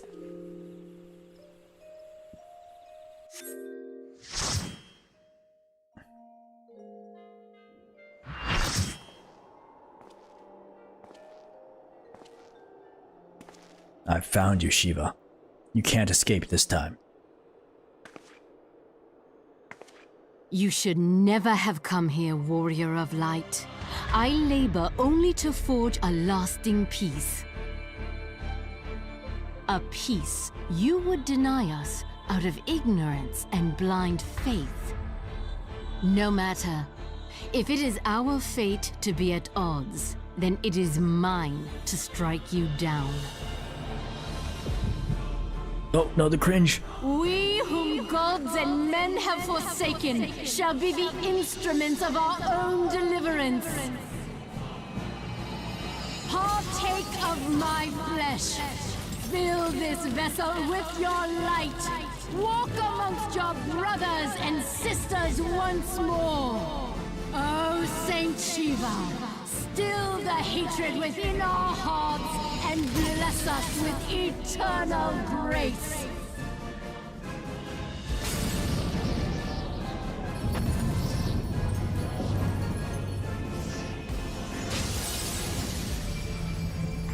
Who? Oh, she cometh.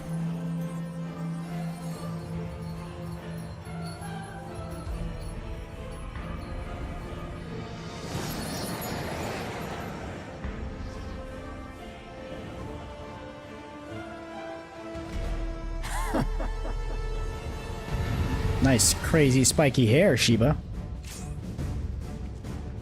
Let's do it.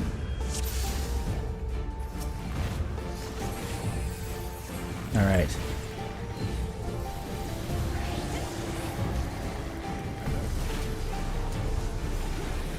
The cycle ends here and now. Okay. Yeah, I have a thing on my head, so I'm gonna move out of the way. Obviously take that away from the party. This looks safe over here.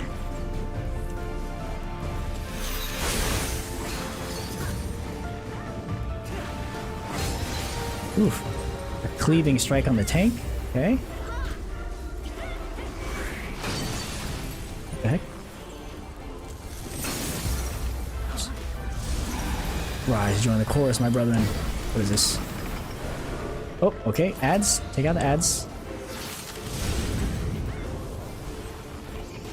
We're going to AoE now. Ice Soldier.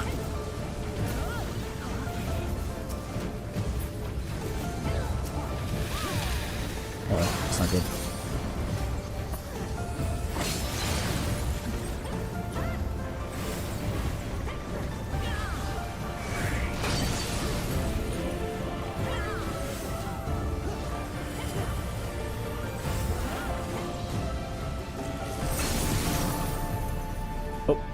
Embrace the serenity.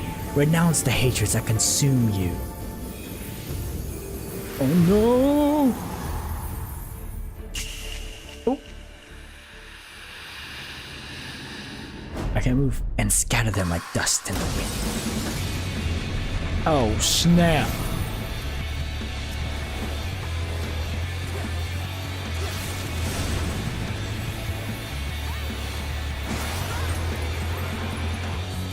Looks like he's going in a circle.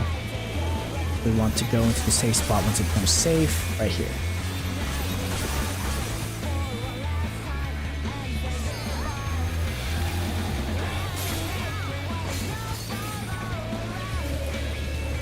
Go in the middle while everyone else moves. What are you doing?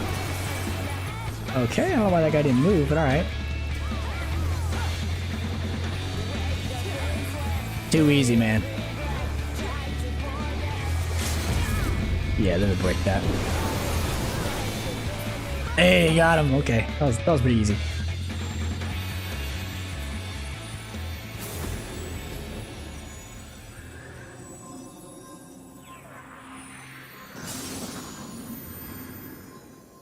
Sorry, Shiva.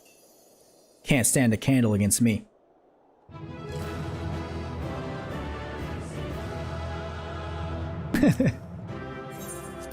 I'm useless. Couldn't even give commendations.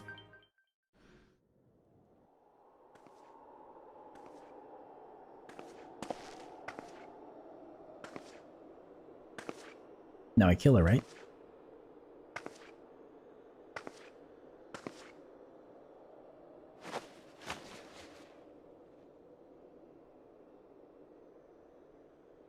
Fool.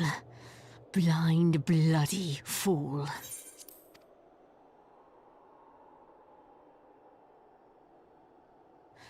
You, of all people, should understand the suffering war begets. That no sacrifice is too great if it brings an end to the violence.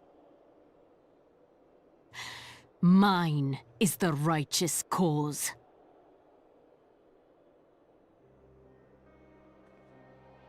You fight in a war you do not understand.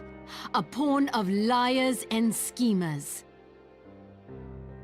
And they are no less ignorant than you, following the creed of their fathers without question, never thinking to ask why.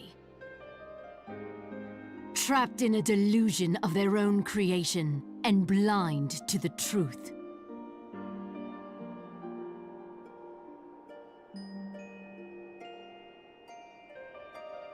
Warrior of light, redemption is not beyond us.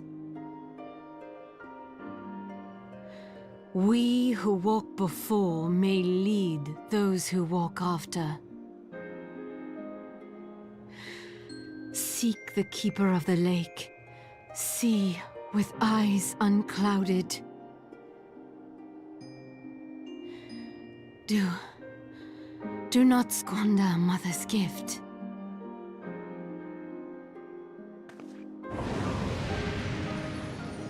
Oh. Hear, feel, think. Yo, what? Dude, Iceheart is Heidelin?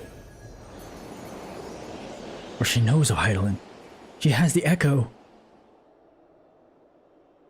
I mean, the cringe.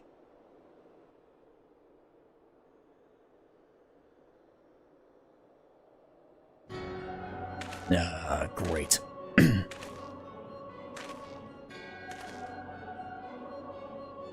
And so the vessel withdraws, a predictable outcome. Nevertheless, La Habrea will be pleased. How unfortunate.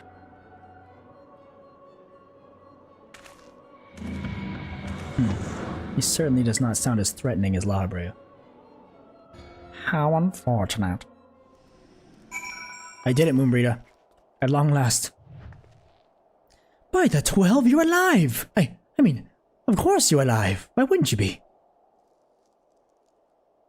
Iceheart did what? And you're certain about that, are you? Javanians are skilled with glamours, after all. Look, if you say that's what you saw, I believe you. It's just that I've never heard of a primal being summoned like that before. Are you sure you're not injured? Head trauma has been known to cause hallucinations, you see. No? Fair enough. I was only asking. The road less traveled. If you ask me, there's not to be gained from mulling over the implications of your story in the freezing cold. Let's save it for the Rising Stones, eh? I'll get everyone to meet us there.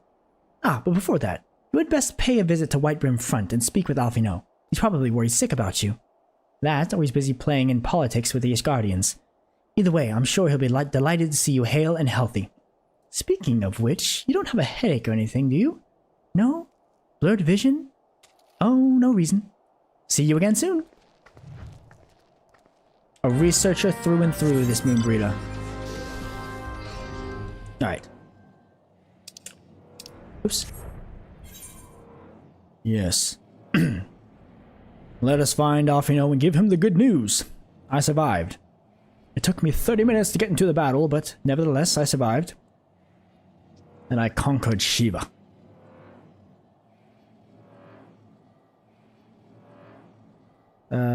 Let's see. Is he gonna be down at the bottom or in the tower? He's in the tower.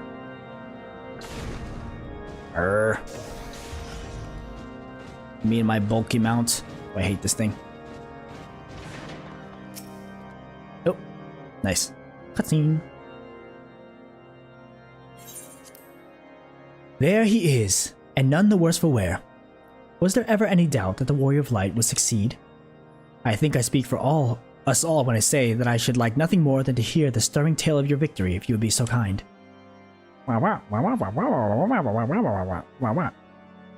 Then we were too late to prevent the summoning. But not too late to prevent further loss of life, an outcome worthy of celebration, and one for which we have Furious to thank. Yes, you are right, of course, Sir Emmerich. We should be content with what we have accomplished. I, for one, could not have wished for a better outcome. Shiva is no longer a threat, and the heretics have been routed. Aye, but there is the matter of Iceheart's escape, but she cannot run forever. Whether it takes a day, weeks, moons, or even years, my knights will find her. In the meantime, Lord Drillemont, is the caravan ready? The supplies that your men recovered have been prepared for transport, in accordance with your wishes. Rest assured that my knights will see them safely to Revenant's Toll. Of that I have no doubt. I take it these are the self-same supplies the heretics stole from the House Fortomp caravan. Less the crystals which comprise the bulk of the shipment, yes. Scarcely a fraction of that which was promised, but a meaningful contribution to your cause all the same. Ah, on an unrelated note, Furious, might it trouble you to accompany me to Camp Dragonhead at your earliest convenience? 'Tis not for my benefit. A certain lord was most distressed when he learned of your intent to risk life and limb to stop Iceheart. It took half a dozen knights to restrain him, I am told. Oh, Horsefont. Men give vent to their anxieties in myriad ways. Pray, do not think less of him. I will do that. To Camp Dragonhead. Luckily, I can teleport there.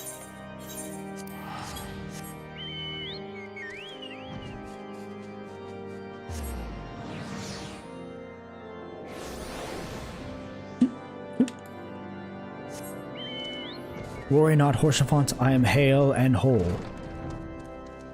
How the heck did Alphino get here so fast? Oh, cutscene. What were you thinking, Various? Wagering your very being on a dubious theory which might allow you to enter Iceheart's lair, knowing full well that she could have sufficient forewarning to complete her ritual to summon Shiva anyway. And then, engaging the abomination in mortal combat. By the fury, Furious, 'tis the stuff of ballads, a battle for the ages. Would that I had been there to fight by your side. Yet here I was forced to wait, condemned to wonder at the fate of a dear friend for a veritable eternity. I would not wish such torture on my most hated enemy. But you are here now, and that is what truly matters. Let us move on. Sir Amaric wished to have words with you and Master Alphino in private. He awaits us in Intercessory. Shall we then? He's gonna pledge his allegiance or whatever. Greetings, sir. I shall show you in at once. I shall show you in at once.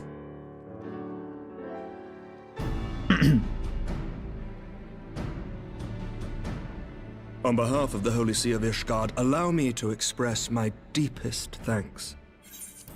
Never before have we been required to contend with a primal. Indeed, there were fears in some quarters that our knights might not be equal to the task. From what we have now learned of these beings, I can say with certainty that we would have lost a great many men had the Scions not intervened. Then the argument for preemptive action should be self-evident.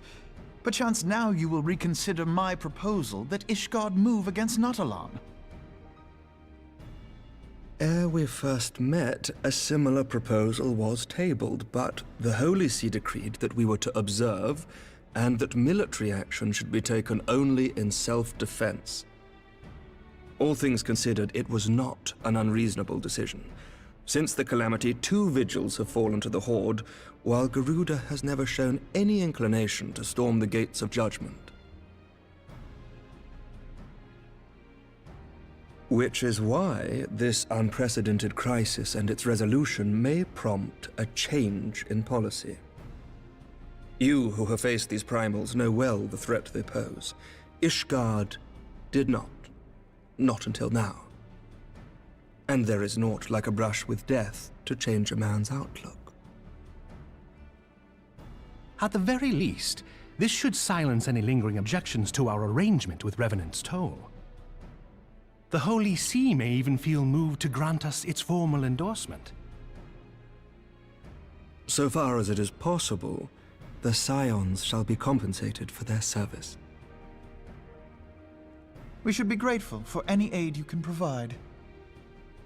As a gesture of good faith, I shall withdraw my previous request. Your people are doubtless needed elsewhere. That will not be necessary.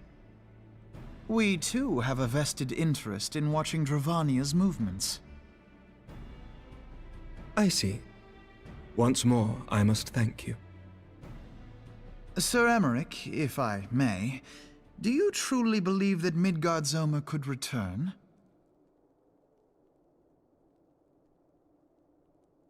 The heavens are a window unto truth, but those who interpret their movements are not infallible. I requested your involvement as a precautionary measure. But of course, you sought an excuse to compensate us from the first, mindful of what would happen if Revenant's Toll were taken by your enemies. Ishgard is not wont to aid its neighbors, but that does not preclude it from manipulating them to serve its own interests. Choose your next words carefully.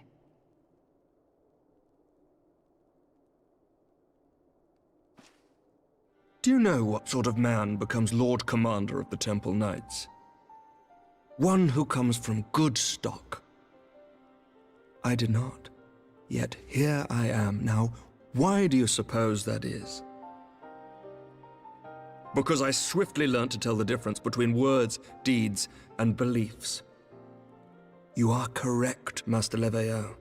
Ishgard desires to see Revenant's toll flourish, as it would present a troublesome obstacle to our enemies from the south. We are so glad to be of use to you. As we are to you. Ours is a mutually beneficial arrangement, lest we forget, one born of necessity.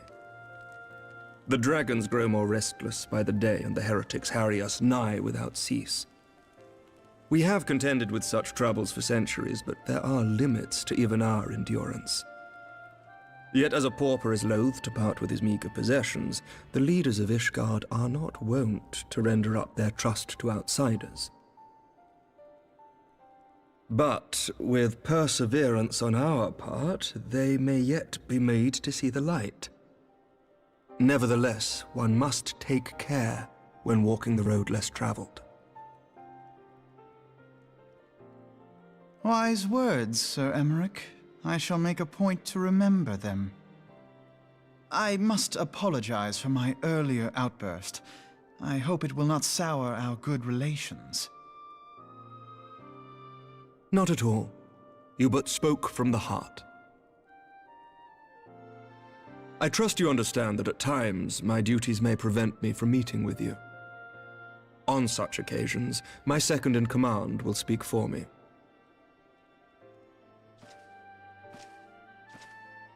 Lucia, at your service. Pray excuse our reticence. We are but wary of speaking too freely, lest our sentiments be made known to our enemies.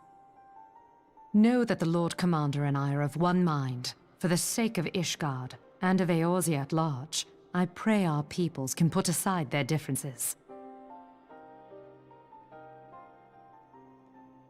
Those who dwell in the past risk losing sight of their future. Should aught befall one of our shipments, pray inform Lucia immediately. You may also relay to her any words you might have for me alone. Not being of Ishgardian birth, she owes no allegiance to any noble house, making her as near to incorruptible as one can find in my homeland. Suffice it to say, I trust her completely, and so may you. Which reminds me, Lord Orchefort, if you would be so kind? Certainly.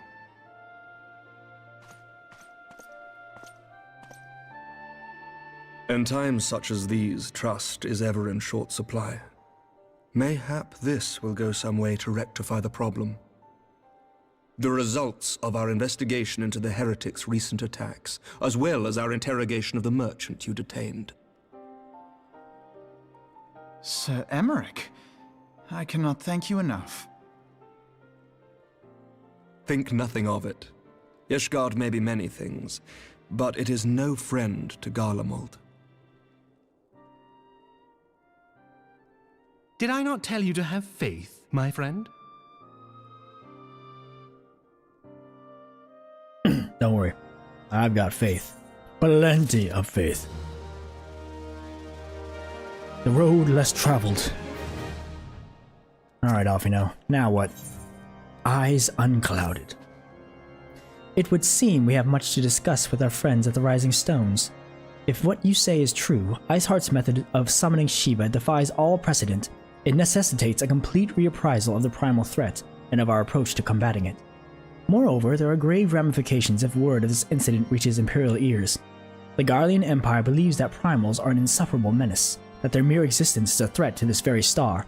As such, they deem any action taken against the beast tribes to be justified by default. Excuse me.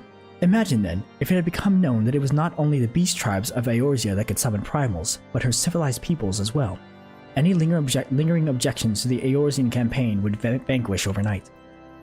Where before we had to contend with a single Imperial Legion, we could well find ourselves facing the combined might of all Garlemald. But I speak unadvisedly. Come, Furious. It is better that we continue this conversation in Mordona. To the Rising Stones! La la la.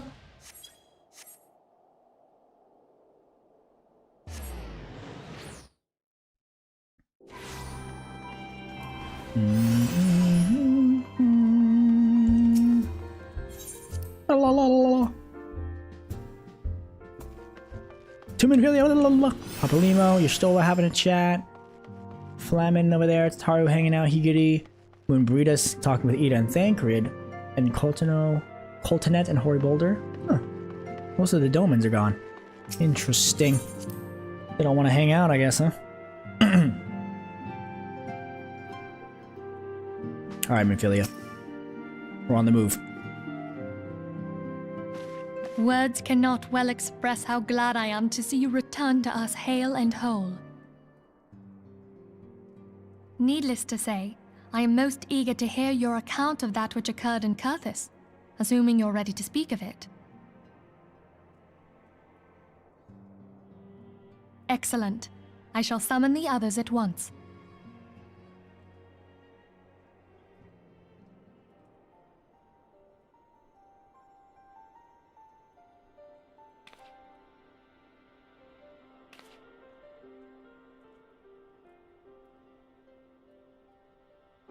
Iceheart used her own body as a vessel for a primal soul? Master Louisoir's writings make no mention of such a possibility. Can we be certain this entity was a primal? As certain as we can be that good King Mogglmog the 12th was a primal, I should think. Both were ostensibly summoned. Let's not quibble over definitions. Of more concern is the implication that Iceheart retained her will, even after she was possessed. We are talking about a mortal, wielding the power of a primal. It can't possibly be that easy, can it? There must be some sort of sacrifice required. Or maybe she's just special? What qualities this woman possesseth, I know not. But full sure am I that she was groomed for this role. Few are privy to the secrets of summoning, and but a single party standeth to profit from their dissemination.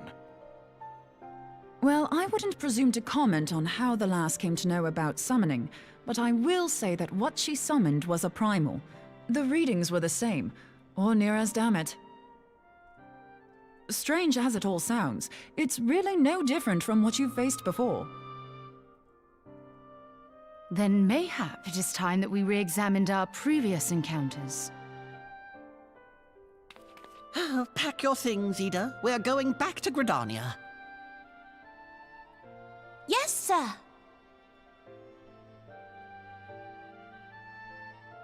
About Iceheart's final words to you. Hear, feel, think. Hydaelyn speaks to her as well. If Iceheart is blessed with the power of the Echo, she will doubtless have used it to further her goals. Or could it be that it was a revelation granted her by the Echo which first set her on this path?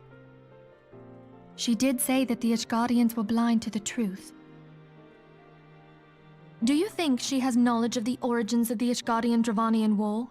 It would do much to explain her unwavering conviction. Did not the Lady Iceheart implore thee to seek the Keeper of the Lake? And did she not imply that in so doing thou wouldst come to see with eyes unclouded? Midgard-Zoma was a king amongst kings who reigned for centuries on end. But he is dead and his wisdom lost to the ages. Unless the Ishgardians' fears are well-founded. It would seem we have yet another reason to stand watch over the Keeper of the Lake. For a mercy, we are well positioned to do so. Iceheart, Shiva, Ascians, and Midgard-Zoma. I shudder to think how they're all connected. Oh, jeez, the plot thickens, man. Too many moving pieces, man. Come on. The Reason Roaille. Oh, okay, now we're going to figure out what's going on with the Ivy, Roaille. I mean to scour the annals for knowledge of Midgard-Zormr. Given his great age, I dare say he appears in more than a few. Do you hear that? Commotion outside. Would you see if aught is amiss? Oh gosh. What is happening? Brought to my door? How dare they? In my house?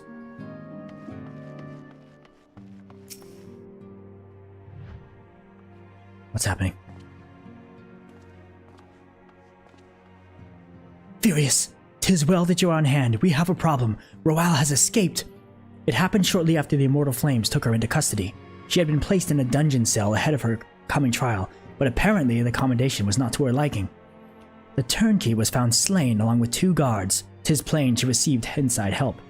Citizens report seeing Roaille quitting the city via the Gate of Nald with a bloodied spear in her hand. She makes for Castrum Meridianum, I am certain of it. With her fate in Eorzea as good as sealed, what recourse has she but to flee to her imperial masters? Even as we speak, Captain Ilberd and the First are hot upon Roaille's heels. Pray, make haste to Camp Blue Frog and join the hunt. No one else? No one else cares? No one else is gonna hop up and, do this? Just me? Okay. I guess it is the Warrior of Light's responsibility, but seems a little weird. All these other scions available and whatnot, but I guess, Oh, wait. Just throw them down. What am I doing? For some reason, I thought I was here, Mordona. I was wrong. Who am I talking to? Ilberd! Bloody Ilberd! My thanks for coming, Scion. I have spoken with the soldiers here. They say that Roaille walked through the camp not a bell ago. Aye, she walked right through. You did not mishear. We have Raban's decision to keep the matter secret to thank for that. Bad for morale, he said. As a result, not a single flame in the garrison made any attempt to detain her, and so here we are. Roaille must not be allowed to reach Castrum Meridianum. I agree. I'll be right behind you after I talk to this Choclo-keep.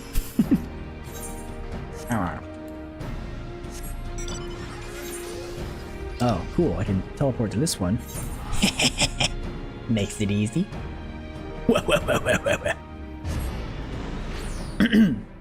Yes, indeed.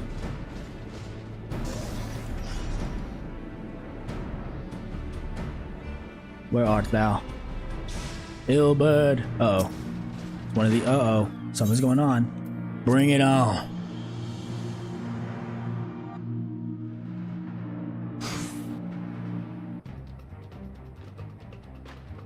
Oops. This wretch was with Roaille. He threw himself at us that his mistress might escape. She didn't blink when we cut him down, not even when he started screaming. No loyalty even to her own, the god's damned harpy. With me, Scion. We almost have her.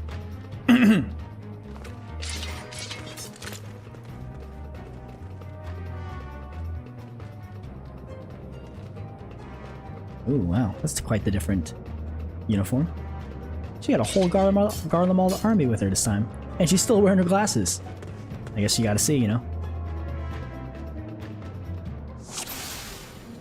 Defeat? Oh, that's a lot of people. I want Roaille alive! Kill the rest! For Eorzea! You will not take me so easily this time.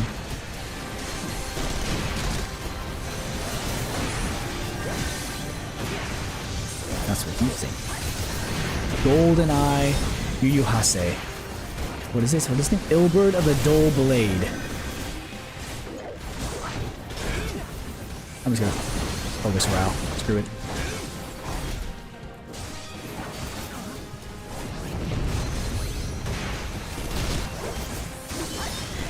Oh yeah, I'm putting some hurt on her right now.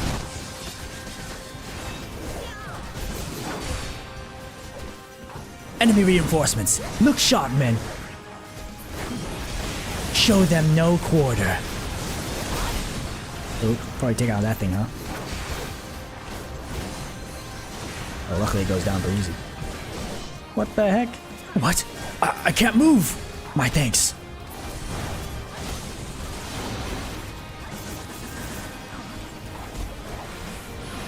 Fear not. More reinforcements? They really aren't paying me enough. Take out this thing. Fools! You cannot stand against the Empire. We'll see about that. They have healers! Kill them first! Where are the healers at? This guy.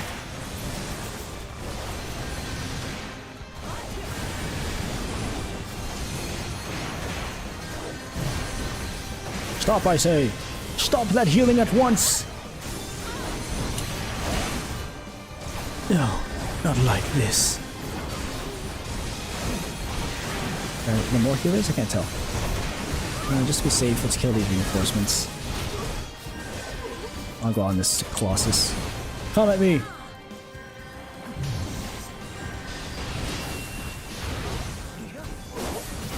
No! Not my Flame Gladiator! No! Oh, I'm done for! No! You lived a good life, friend.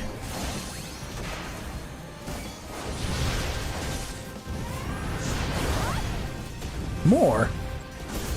Not by my watch. Jeez, dude. Forgive us our lateness. Hey, you giddy. Okay, she's not dying, so I think we just have to kill. We're in your debt. These freaking dying things. Holy schmoly. The circle fetters those who wander within. Lure the enemy to it. Come to the circle. Come. What? I'm trying to lure them. I don't have a taunt. It doesn't work like that, Yugiri. I'll do this the old-fashioned way.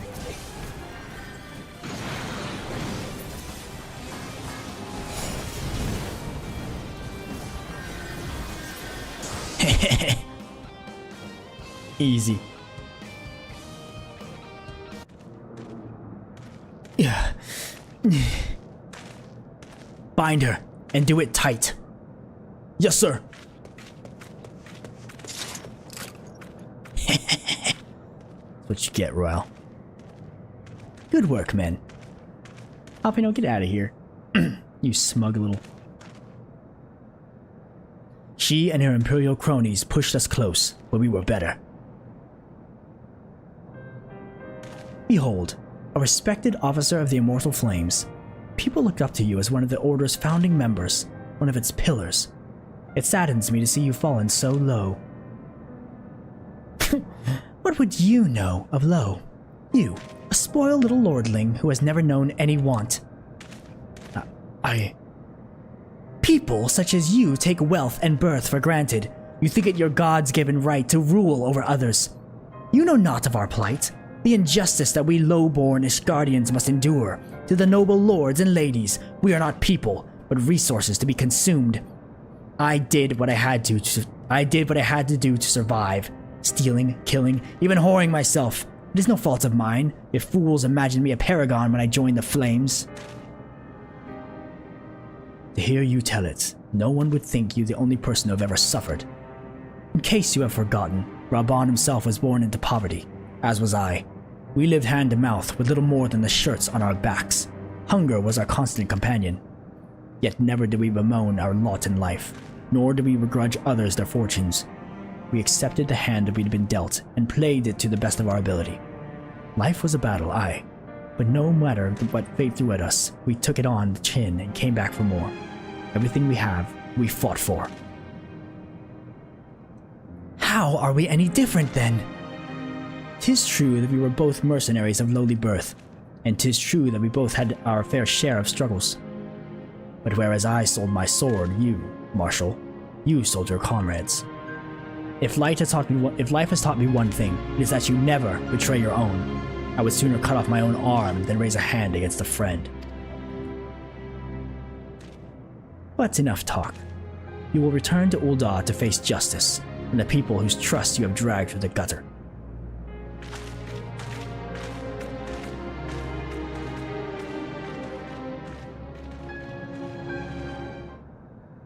Wow.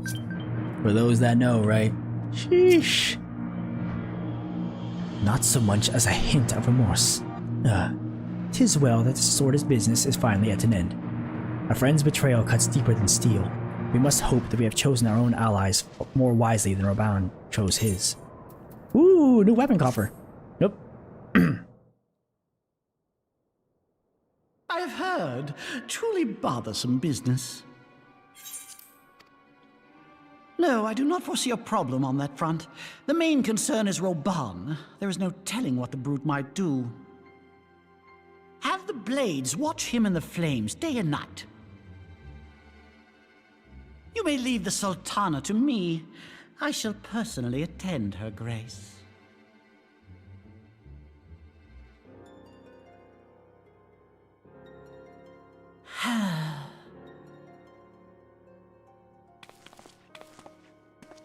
Sever one of the East Aldenard trade routes. That ought to keep Lolorito occupied for a while.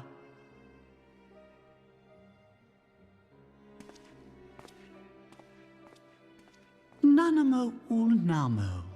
For my sake, pray be a good little sultana to the last.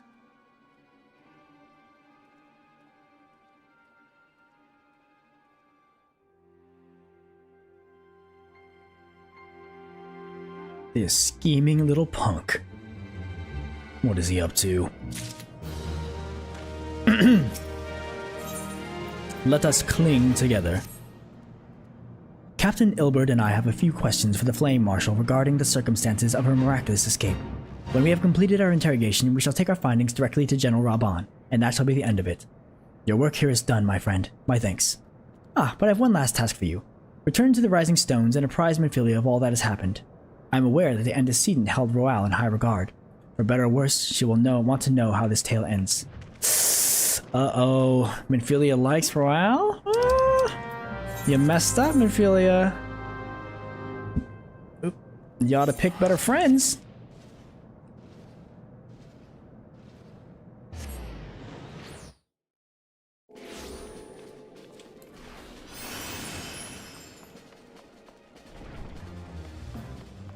Let's see. What wisdom does she have for me? Let's see, who's talking with who? Ristola, Papalimo, Tataru, Flimin. Oh, they're all in their same spots. Nothing new. I guess I wasn't gone very long. Minfilia, I come with grave tidings.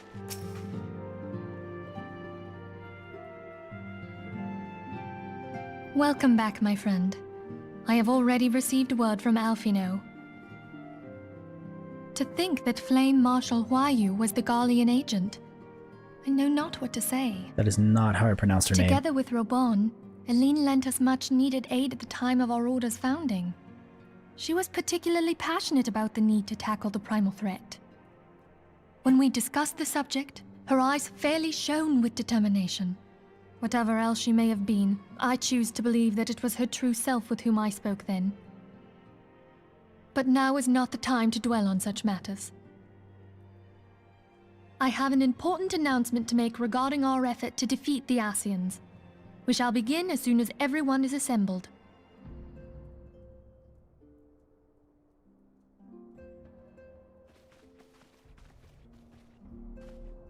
My thanks for coming, friends.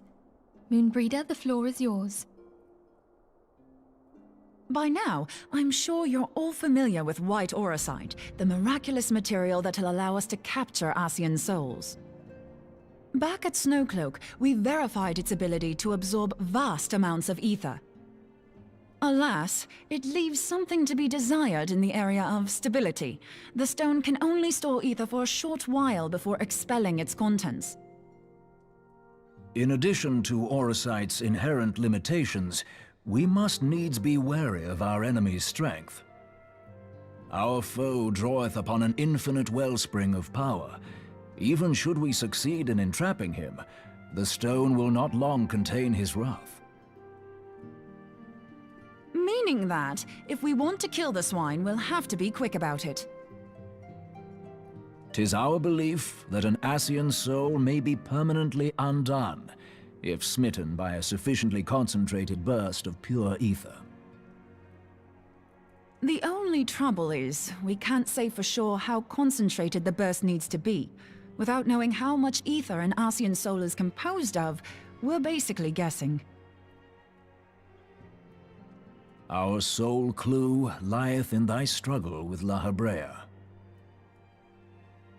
During that encounter, Heidelin bid you forge what she called a Blade of Light, a weapon which took the form of a luminous stream of energy. Based on your description, we believe the blade with which you vanquished your foe was composed of ether.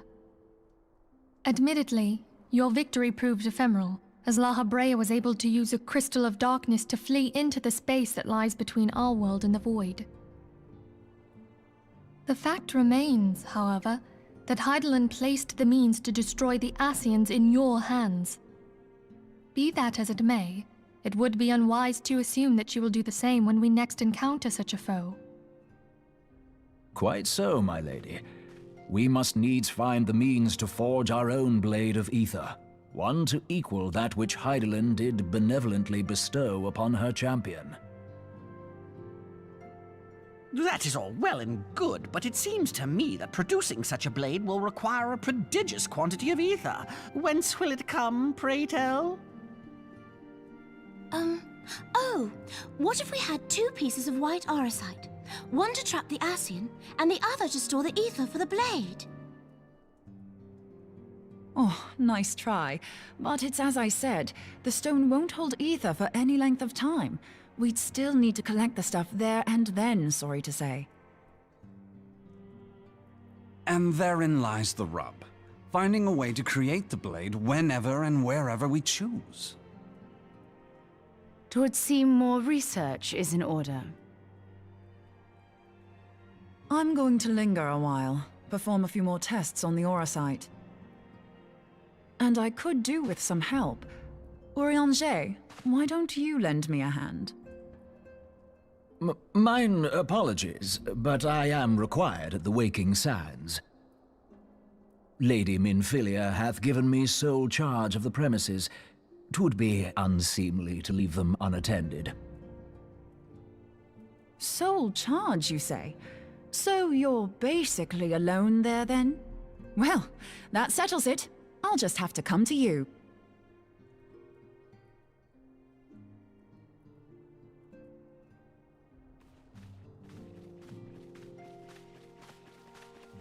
Research. Bunch of nerds. While you were afield, word arrived from the Sharlayan motherland. You will recall that a survey party was dispatched to investigate the incident of the Isle of Val. What they discovered was troubling, to say the least. According to the report, the Isle has been erased from existence. 'Twas as if a hole had been torn in the very fabric of reality. Aye, yet the mystery endeth not with the Isle's disappearance. It hath come to light that a number of scholars in various other locales were reported missing at a similar juncture. What's more, they all had something in common with the head of the students of Baldessian. Every last one of them was researching a phenomenon called dimensional compression, or the rejoining as the ancient texts call it. I'll be damned if that's a coincidence. All indications suggest Ascian involvement, but I sense that a force greater still is at work. The entity the Dark Beings call the One True God. We must pray that my dear friend Kryl regains consciousness soon. If she bore witness to the Isle of Val's final moments, she may be able to shed some light on this mystery.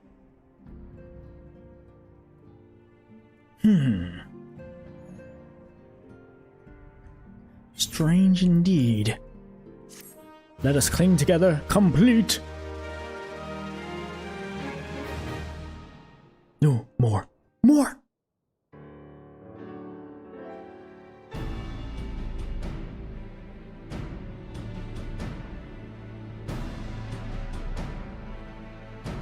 Following the calamity, the forces of the 14th Imperial Legion entrenched themselves in strategic locations across Eorzea. So swiftly did they accomplish this, it was suspected that they had received help. To think that it came from Huayu, my right hand. There is more. We have reason to believe that Huayu didn't deal exclusively with the 14th. She also answered to a higher authority in Garlemald. But this higher authority could not have been the Emperor. By consenting to the media project, Solus Zos Galvus showed himself to be more concerned about preventing the spread of primal influence than claiming Eorzea for the Empire. He would happily have seen the lot reduced to ash. We believe a number of high-ranking figures within the royal household were against the decision, but that they knew better than to oppose the Emperor openly. Of course, this didn't prevent them from making clandestine provisions, in which Huayu played a part. Alas, these provisions did not prevent Dalamud from falling, and the ensuing chaos changed the face of the realm forever. Yet Eorzea survived. To all intents and purposes, the Meteor project had failed, and the Empire was left to rue its lack of a decisive means to eliminate the primals. Until, that is, it stumbled upon the Ultima weapon. Even before the accursed thing was dug up, it seemed to me the 14th had the might to overwhelm our weakened armies. Yet they chose to hide behind their walls. Why? The Black Wolf was wary of making the denizens of Eorzea desperate, lest more primals emerge to bleed the land. The discovery of the Ultima weapon, however, emboldened him to resume his war of conquest in earnest. But there was one in Garlemald who believed that Van Belsar's actions were premature. One who stood higher in the Imperial Army's chain of command. He ordered the Legatus to halt his advance, only to find that the Black Wolf had slipped its leash, and that the 14th now acted alone. In a bid to bring Van Belsar to heel, he used the agent he had planted in Ul'dah prior to the Calamity to undermine the Legion's efforts. A man who outranks Van Belsar, yet opposed the late Emperor's decision to annihilate Eorzea. This could only be the former High Legatus of the Garlean army, now known as Emperor Varus Zosgalvus. So he was Huayu's true master. But one of several in actual fact. We've learned that even as Huayu served the Empire's interests, she sold Imperial secrets to a certain faction in Eorzea. In so doing, she helped to maintain the status quo, thus prolonging the conflict. Considering who stands to profit from war, it isn't hard to imagine who her other masters were. 7 hells! You mean to say that she was a double agent? Triple, if you consider her services to Van Belsar and the new Emperor as separate. As neatly as these pieces seem to fit, one aspect of the puzzle remains unclear to me. By whose will was the Marshal feeding intelligence to the heretics? And try as I might, I fail to see how aiding their cause would profit either her Imperial or Monetarist masters. Could it be that another hand is at work here? If so, Huayu must be made to reveal whose it is.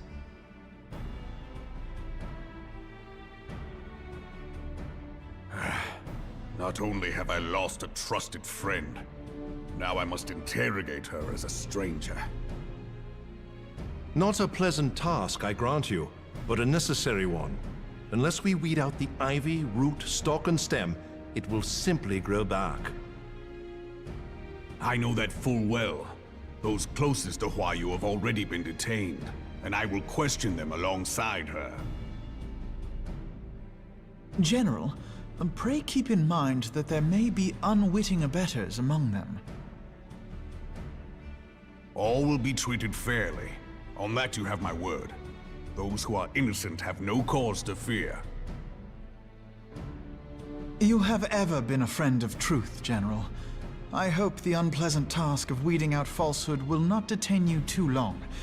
Though it be for the sake of Eorzea, doubting one's comrades is poison to the soul. And with that, I take my leave.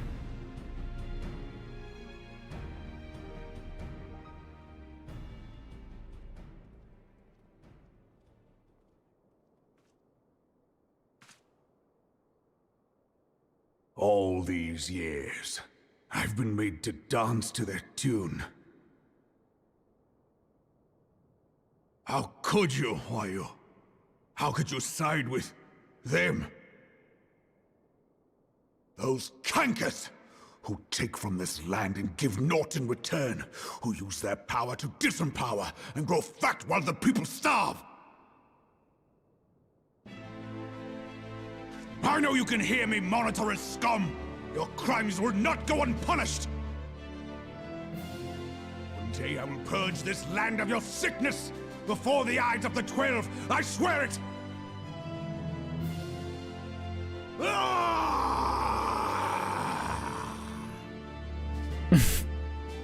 Okay, Raubon, go take a nap now. Oop. Final Fantasy fan. I shall have no further need of you this day. Your Grace.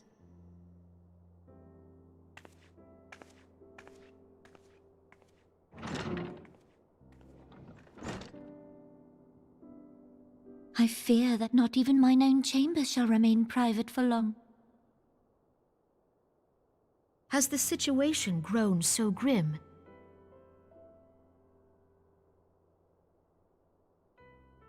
Ever since he proposed the Cartiner Reclamation Bill, Teleji Adeleji has risen to greater prominence upon the backs of impoverished refugees.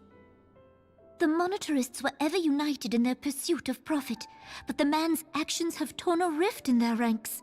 They snap at each other as rabid dogs. Yet now is not the time to be bickering among ourselves. If this bickering is a threat to law and order, might you not have grounds to dissolve the Syndicate? Would that the solution were so simple, Admiral. Alas, my moving to dissolve the Syndicate is certain to spark outrage among the influential merchant class, whom the Cabal represents. This would serve to exacerbate the current unrest, and peace would slip still further away. Be they rich or poor, natives or refugees, all who reside in Ul'dah have a right to pursue happiness. It is the duty of a ruler to protect this right. If I am to perform my duty, I must needs tread warily. It would not do to make enemies heedlessly. Were Lord Lolorito here, he would doubtless say that I have my head in the clouds. A ruler is required to take a wide view. Try as we might to cater to all needs, some will inevitably be overlooked. As such, there shall ever be citizens who feel aggrieved. It cannot be helped. But as you have informed us, the monetarists take no view but their own. They hunger for power while the masses starve. In the absence of a common cause, it seems beyond any one individual to make Ul'dah whole. And the presence of a Garlean agent within the immortal flames only makes matters worse. Even accounting for Ul'dah's historic reliance upon mercenaries, such a grievous breach of security is unprecedented. I fear this business will provide the monetarists with a rod to beat Rauban.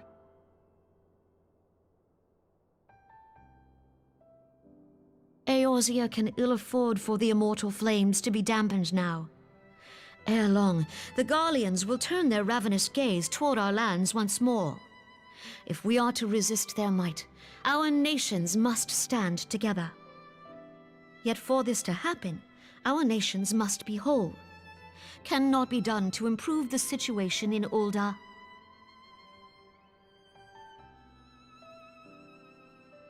The true wealth of Ul'dah lies in the health, happiness, and hopes of her citizens. Alas, the citizens shall never know these things, so long as their lives are ruled by the ambitions of the few. The monetarists claim to represent the best interests of the people, but in sooth they desire only to manipulate them for their own selfish ends. For the government to serve the people, it must be formed of the people. For Ul'dah to move forward, it is not only the Syndicate that must be dissolved. Nay, you jest.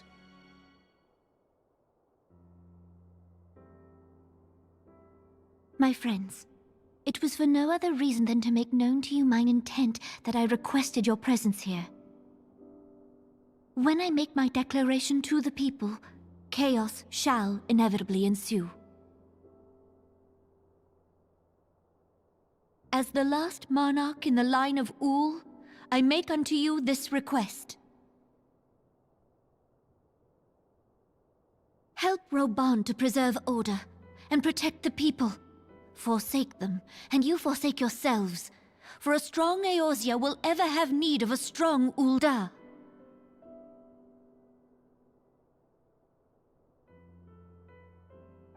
Your Grace, are you certain of this? There is no other way. When the time is ripe, the nation shall become a true republic. Both royalists and monetarists shall cease to be. Ul'dah will no longer belong to kings or queens or merchant princes, but to her people.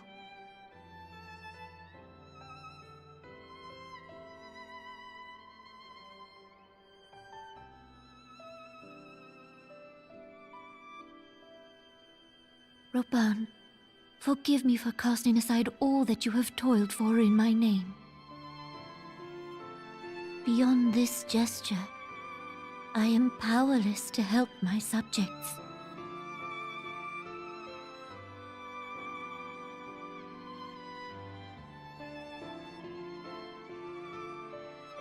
I want to talk about getting deep in politics, huh? That is about as deep as it gets. What the? Wait a minute. Hold on, wait. Hold the phone. Hold the phone. Something's not right here. Hold the phone. There you go. Okay, I'm back. What the heck? This quest is not available. Dungeon request. What the heck? I have to do these? What the heck? Before even what? What?